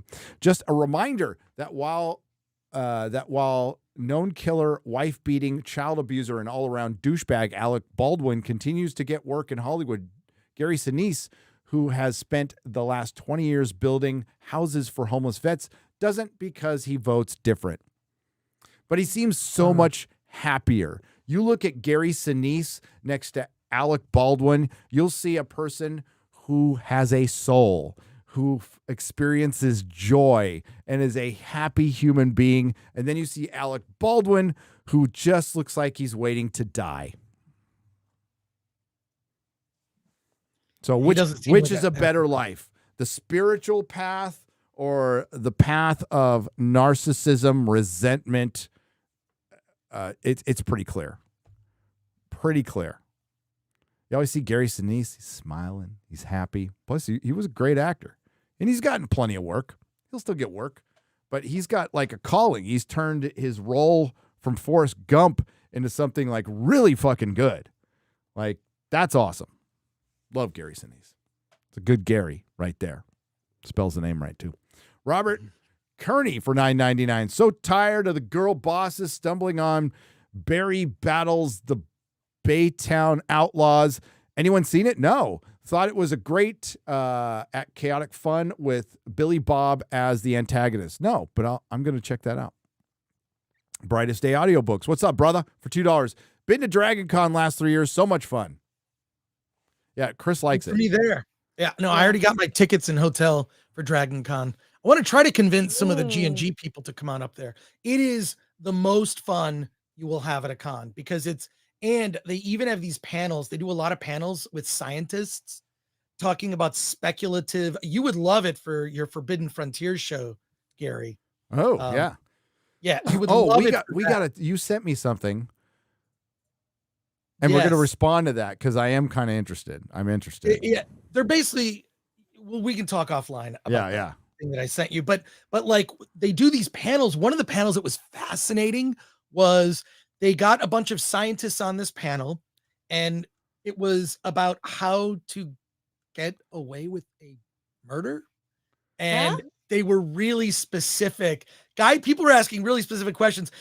One of the persons on the panel was a consultant for like an SVU show. It was the weirdest thing about like science and how stuff works. And it's something that's really difficult to do, but they were going through the science of it. That panel was at Dragon Con. Among other types of like, I was on a panel about all of the, what do they call those think tanks? The think tanks that the military does. There's a think tank about like, okay, what would the military response be to a real zombie apocalypse? And the military actually did that too. Yeah. And but so they went through like, well, here's a way that the US military, and I've seen scenarios. They say that like, if there was a zombie apocalypse worldwide, one of the places you would want to live is the United States, because there are so many guns here that it wouldn't happen. Like there's just too many responsible gun owners that live in the US that if a zombie apocalypse so-called happened, we would be fine here. Now, other parts of the world, different story. Yeah. But it was really interesting just going through the like not super reactionary, just like scientific, like looking at this in a kind of a cold way. And they do different tracks. They do a Lord of the Rings track where they're just like, it's all panels related to Lord of the Rings. Gary, you might consider going. It's in Atlanta. It's in Atlanta. Yeah. Why, you don't like Atlanta? Nope. Well, it is humid. It is humid, but it's all indoors. It's all indoors, man. I don't like big cities. Oh, well, yeah. Period. So it would take a lot. Like, I go to SoCal because my mom lives there. Right. And you're there, and there's Pasadena, but it would take an awful lot to convince me to go to Atlanta or New York. I hear you. For anything. I don't think I go But to have New York. fun, brother. Yeah. New York, I don't know that you could get me back to that city. The stuff that I've seen, I talked to a guy at the CCA who was a bodyguard who moved here from South Carolina. He said he lived in South Carolina, then he moved to New York, then here, and he's like an aspiring actor. I mean, this guy was like 6'4". He could have played like Batman, right? And he was telling me how much he's been attacked on the subway. And he said he was tired of it. Yeah. Well, I mean, we got to get to the next super chat. We got to get to the next super chat. But yeah, sorry about that, Gary. Real quick, I lived in a big city for 18 years, and like, fuck it all. It was such a headache finding parking, all that shit. Fuck that one-way streets. I love being in the suburban country-ish. It's great. I experience traffic maybe once a month. That's why I live in Pasadena. There you go. Like it's the suburbs, nothing. Omega ending employee of Lucasfilm finds a contract of selling Star Wars to Universal Studios and George Lucas's draft script of Star Wars Episode 7, says Andre C28 for $9.99. I think that ship has sailed. George Lucas coming back would not save Star Wars. Nothing can save Star Wars right now. I mean, it just can't. I think it's impossible. They had an opportunity. They had so much goodwill. I think people trusted Disney. They trusted after George Lucas's announcement. They trusted Kathleen Kennedy based on her experience at the time. Yep. No reason to doubt her. And the story approach in that first movie, I freaking hated it. I mean, sure, you could have Han Solo go out, but there's nothing wrong with him going out to save your son in the third movie. Like after a redeemed son is in danger, Han Solo goes out to save him. Han Solo is a hero to this day, and it's like Boromir. And it's like we can't. I wish we had time to go into it, but we can't. Yeah. There is no time to save it. Their new movie, their big exciting movie, is a derivative character with another derivative character. Mandalorian, dollar store Boba Fett, and a dollar store Yoda. That's it. Oh my! That video you played where it's like this is the plot of every single episode of Mandalorian with the milk. It was like 30 seconds. It's like, oh, that's every plot of every episode. It is. And the way that the music was so bad, oh my God, I loved it. Yeah. The dog was oh my God, it was just and to not put Star Wars music in a Star Wars show is just fucking retarded. And of course, we went over that with Picard season 3. What's the first hook that you knew something was different? You hear that Jerry Goldsmith theme. Yeah. You're like, oh. I got to rewatch Picard season 3. I fucking love it. I've already seen it like 4 times all the way through, but I love it. That's the last good Star Trek we will ever get. And you know what? The fact that they did what Star Wars couldn't is did not have that on my bingo card. Japanese Demon Lord. Godzilla -1 minus color is being released in the U.S. on January 26th. Also, did you receive the Moshaku Tensei Volume 1 novel I sent you? I did. Thank you. You're awesome, dude. Thank you. I'm going to read that motherfucker. I can't see it on the 26th. By the way, we are going to, I think nothing's changed from Friday Night Tights on the 26th. We're just going to try to be on time, XRay Girl, right? Oh yeah. Okay, you're replying to me. Okay. And we have a hard out because I'm going to see Rob Schneider that night. It's a Christmas gift for Mrs. Nerdrotic. We're going to go see Rob Schneider. Can't wait. On fire on social media. Dude, he's awesome. Fire. Love him. Yeah. He's from Pacifica. Which is it's a town in Northern California. It's south of San Francisco. A lot of Filipinos live there. Erica and Raph for $10. The extreme DEI hiring, is it only with certain studios? No, it's with all of them. It's everything now. It's everything. WGA is pushing it. Yes. And even guilds like production. I got a message from a guy who's a production designer who's like, they keep trying to make us fill out this form. Or is it industry-wide? And Chris just answered the question. I thought studios were pulling away from what Disney is doing. Everyone is doubling down, I guess. Yeah, that was part of the strike. Listen, let's just call them what they are. The hacks understood what was coming up. The contract was coming up anyway. But the hacks, the glommers, the people who have no fucking business being in Hollywood saw what was coming. Contraction, and they knew they were going to be the ones to go. So they found a way to ensure some more work through their extortion known as DEI. It's the simplest way I can put it. These people don't belong there. They don't have the talent. Doesn't matter what skin color is or identity or none of that shit matters. Can you create entertainment? Are you good at writing? And the answer for the vast majority of them is no. Satan's avocado for $3.33. That's British pounds, proper money, and pence. New Mando poster on the ad for this on your X. There's a new Mando poster. On my Twitter. Sorry, I see X. I'm like, what? Did you add it?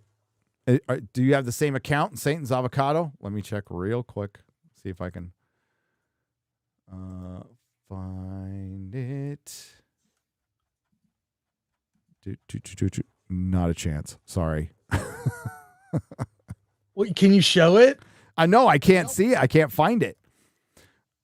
Is it just in a I'm reply? going through my notifications. Yeah, I don't know if it's asked, DM'd, or anything. Sorry, but yeah, I'd be scrolling for the next half hour. Sorry. If I do find it, I'll show it on a future live stream. Thank you. Jesse Meek for $2. I hated the way they made Cole and Juggy look. Kratos El Grados for $10. If anyone said Big Rack and Black are whack, they get crucified. Yellow Flash 2 for $10 says, I'll see you at San Diego Comic-Con. Hell yeah, brother. What? Yeah, we already talked about Very it last year. He cool. said he's going to go this year. Awesome So I said I'd get him in. We'll see, Yellow Flash. We'll see. I was in Grand Rapids, and Yellow Flash couldn't make it out to see me. I was in Michigan. So there you go. I think he had to drive like 3 states over. Well, he's also, well, it's not a newborn, but a very young child. They're portable. They are portable. They are portable. They are. Get a Bjorn or something. You're the best, Nerdrotic. I don't trust Disney, Star Wars, and Kathleen Kennedy and hope that the Rey movie is canceled and buried for good. Rey is dumb. Luke Skywalker rules. Nathan Rodriguez for $5. Thank you. Rey is dumb. Rey's a dumb character, but Disney Star Wars is dumb, as the title says. Scott McKenzie for $2. They are after the kids. Yes, they are. Japanese Demon Lord for $10. I know folks have been telling you to watch the anime Freyrin. I can't even say that. Beyond Journey's End, definitely do. The best description I've heard is if Rings of Power was done by competent people. Oh, okay. Matthew Faxine for 10 Canadian pesos. Hey, Gary and Chris, what are your thoughts on the new trilogy of Halloween films? I like the first 2, and the last one was trash. I only saw the first one. I liked it. I think it was good. I like, what I don't like is the way they name these movies now. They just called it Halloween. So now there's like, it just annoys me how uncreative, like The Mandalorian and Grogu, that's the title of that movie because that's how it sounds like a Disney Plus title. That's how terrible. That's so dumb.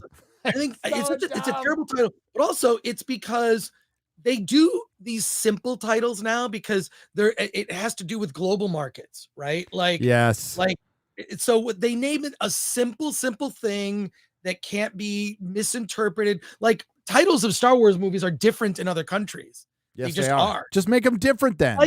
Just make them different. Exactly. Yeah. But it's so lazy. Yeah. It's why it sucks. With Halloween, you guys probably might not know this about me. I love John Carpenter. He's one of my favorite all-time directors. Love John Carpenter. Halloween is probably my least favorite thing he's done. Halloween is an all-time classic. Don't get me wrong. I'm not a fan of slashers. Just not. I'm a supernatural horror guy. So zombies, vampires, witches, spells. That's why Halloween 3 is probably my favorite.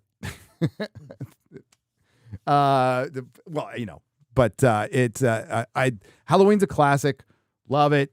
Watched it a bunch of times. I just like Friday the 13th were never my jam. But I did like, Nightmare on Elm Street. Fucking love that shit. Love Freddy. So love that. But that was kind of supernatural. See? True. That's why I like it. I fucking love Christine. Love that movie to death. Had a great soundtrack. A killer car. Come on. What's there not to like? Joe Voss for $1.99. Thank you. Let's just left that. This is IO for $4.99 British pounds. Mm-hmm. For the theme parks, Nintendo will clean up if they decide to go for it. They're going for it. It's happening. Epic Universe is absolutely happening. I think it's in the works. So, and they've already opened up one in Universal in LA, and the one in Florida is going to be massive. Jeremy knows all about it. Matthew Grumman for $5. If Chris Nolan was making the next Star Trek movie, what Star Trek movies episodes would you have him watch that would work best for his style and philosophy? The entire original series, which I call Star Trek. Yeah. And then I would pick and choose some next generation stuff that Nolan's probably already watched it. That'd be my guess. And every single, OG cast movie. A Nolan Star Trek movie would be interesting. Yes.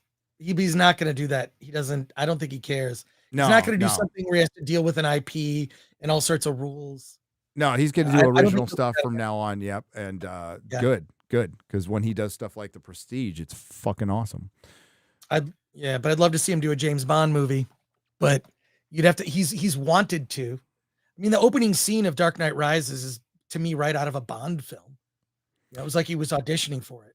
Editor MG for $5. Hey, Gary, I saw Az's epic rant was fantastic. Might have to clip it. Did he do a new one? He does one like every show. Yeah, he did one yesterday. That was great. Jay for $5. Big fan. Fan emoji. Oh, okay. Is that what that is? I'm like, what is that? Yeah. But I'm blind. The one where you like. Then I heard Gary mention Electric Six a few times. Now I'm a bigger fan. Yeah, I like Electric Six. I do. Gay Bar is a funny ass banger of a song, I guess, for lack of a better description. Wow. In the Gay Bar. Bimbo Baggins, stream website for $5. The pro wrestling industry is like the comic book industry. Both are ruined by woke people pretending to be fans, so-called industry people, and wannabe hacks. Daily reminder that AEW, is it AU? Is cancer, and Tony Khan is a lol cow. Oh, there's a lot of lol cows out there nowadays. They're popping up like flies on shit. How have you considered making a Rotten Tomatoes alternative with NFT geeks and gamers? What's NFT? You mean FNT? Oh, it's FNT. There you go. With FNT. Oh. I'm like, NFT. Whoa. FNT, Film Threat, and similar ilk. Somebody did that years ago. Jeremy might remember because they said they brought it up to both of us. I don't know what happened to it, but somebody did try to do an alternative. Well, here's the way I see it. Someone's like, how come you're not on? There was some new website that's like Critical or something like that, Criticless, or and Odin keeps saying, how come you don't have an account there? Because I don't want to help another website get traffic. Go to Film Threat to read my stuff. Go to Nerdrotic to see Gary's stuff. Like, I'm not giving other sites my abstracted stuff for free unless I'm gonna get. I mean, even I finally got a notice from Twitter like, hey, we have money we can give you for your Twitter traffic. I'll take it. But yeah, I'm not. If you want to read Film Threat stuff, you got to go to Film Threat, not some other site where you can read a sentence or two from it. So whatever. Yeah, I don't want to do anything. I agree with that. That's, I mean, like, my focus is always Nerdrotic. Yeah. And the videos. Those the first priority on this channel is the videos. Yeah. Yeah. That's what drives the traffic. That's what brings the boys to the yard, and 9.9% women. It's why I stopped posting on Facebook. I'm like, why am I wasting my time writing stuff on Facebook? They don't pay me anything. No. I just, you know what? I post on Instagram, I post on Twitter, I post in Ghost, and it's really just to promote my it's stuff. It's about like best use of your time. That's what my Right, wife Yeah. always tells me. Is this the best use of your time? She is wise. Yes. I need a recording of her saying that to just tell me that. Yep. Mo Zamboni for $5 says male and pale is stale, but diversity hires will always fail. Hail! Ha! Oh, that's great. Post that. Matt McClure. For $5. That's a tweet right there. Do y'all see the fan of the playground deleted scene about Carol? And yes, yeah, we actually showed it on Friday Night Tights, and it's included at the end of my last video, Matt. Girl being married. Disney needs to repent or perish. Hard to believe the MCU now. Yep, that is. It's really hard to shake the reputation that they're like. I don't know where this reputation comes from. Really? Not so secret agenda going after kids and then releasing that deleted scene. You earned it. Japanese Demon Lord for $5. The cool thing about Japan is they are all hardcore believers in physical media. Every game, movie, show, and even music is released physically. Yes. Well, I was watching James May's Our Man in Japan. Came out a couple years ago. Mm-hmm. And he even acknowledged that Japan embraces their super geeks. They're super nerds. They're super geeks. It is a country of nerds. I love it. Wizard Shack for $1.99. Chance of a Northeast meetup. There's a chance. There's a chance someday. The only thing we have absolutely planned is San Antonio later in the year in October, because Gina Carano's coming to a con down here. Vegas, of course. We do that every year. Vegas. And it's not a meetup. You got to come to the con, MegaCon. If we do, if Jeremy's going to do a meetup, he'll announce it probably there. And if Gina Carano comes to Toronto, I know Jay says he wants to do something up here. If you want to come to Toronto, I know it's a bit Toronto. you know. Love you all. Hi, Frank. Speaking of physical media, I walked out of a thrift store with about 25 DVDs for $2 each. I also found Madden 99. Hail. That's what you got to do. Tomato truck for $5. That's how I rebuilt my vinyl collection, was thrift stores before vinyl got all hot again. Like Melissa and I were just going to thrift stores and just buying up albums. Max Musterman for €5. Imagine the outrage if someone would say dark and black is whack. Yep. Wow. Yeah, no, like imagine if people were just saying that out loud. I don't understand why people don't call this out. It's so on its face wrong. Why don't people like in the room say, how about we just don't use that kind of language around here? You know, there's just it's a total lack of leadership. You know, and people just not calling stuff out or afraid they'll be accused of being racist at this point. I don't think anyone needs to give a shit about that anymore. That word just has no meaning these days. It's so overused. I'm over It is. Yapatron on the Streamlabs side for $3. Critical race theory in a nutshell. Reverse racism equals racism. Yep. Kate C, a.k.a. Snake Plush Kitten for $5. At least Charmine Tissue a boy isn't skeevy wanker jizz. At least I guess that. IO for $4.99. Prison Architect is an amazing game, and yes, it is. It had interracial gangs, gang violence, really riots, and prisoners making toilet wine. Yes, you mean Pruno? Ah, that's awesome. Yeah, Is that what it's called? Yeah, that's what it's called, Pruno. That's Yikes. awesome. Did you ever make it? No. Okay. I helped a cellmate hide his, and that'll be in the book. That whole story's in the book.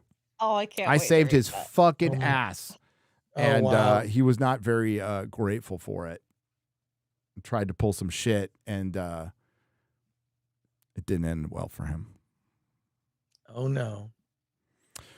Shaggy Rogers book reviews for $4.99. Question, Gary, which relationship was better, Buffy Angel or Buffy Spike? Buffy Angel was a little healthier than Buffy Spike. But how it ends, though, Spike goes out. Well, he comes back, of course. Sorry for spoilers. But Spike goes through more for the love of Buffy. He goes through more to get his soul back. Angel was cursed. Spike went to hell and fought off demons to get his soul back. Than Lee for $5. What your opinion on Cobra Kai series? What's your opinion on Cobra Kai series? Better than Star Wars with their legacy characters? Absolutely.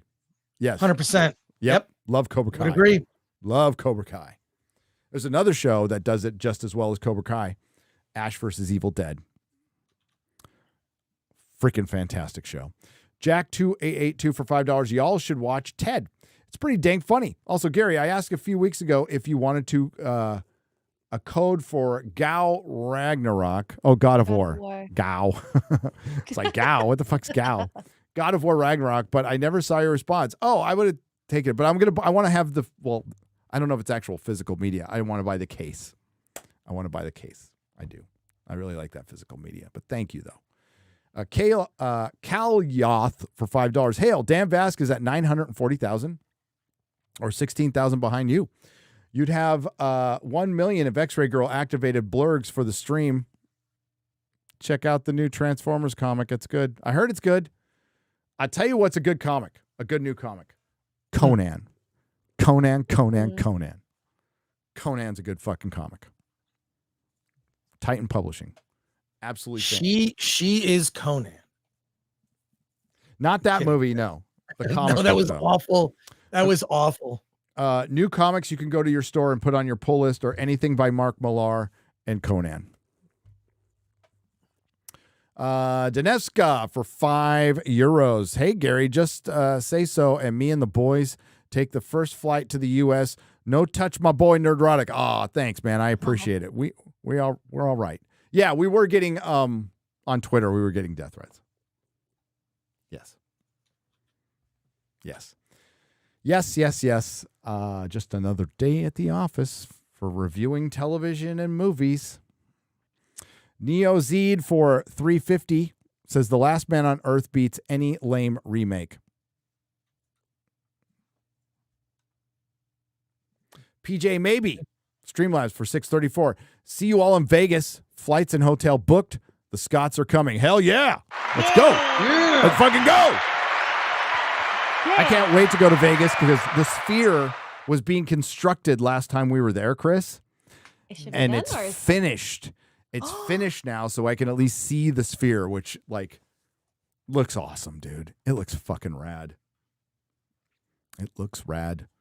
And as far as cities go, the only one I really like to go to is Vegas. Yeah. Jason Webster for $5 Australian. Godzilla -1 has crossed 100 million worldwide. Congratulations. Deserves to be $1 billion. But considering it cost $12 million to make, oof. That's a win. Red Invader for $2 says, Frank, does Shakespeare's head flip open?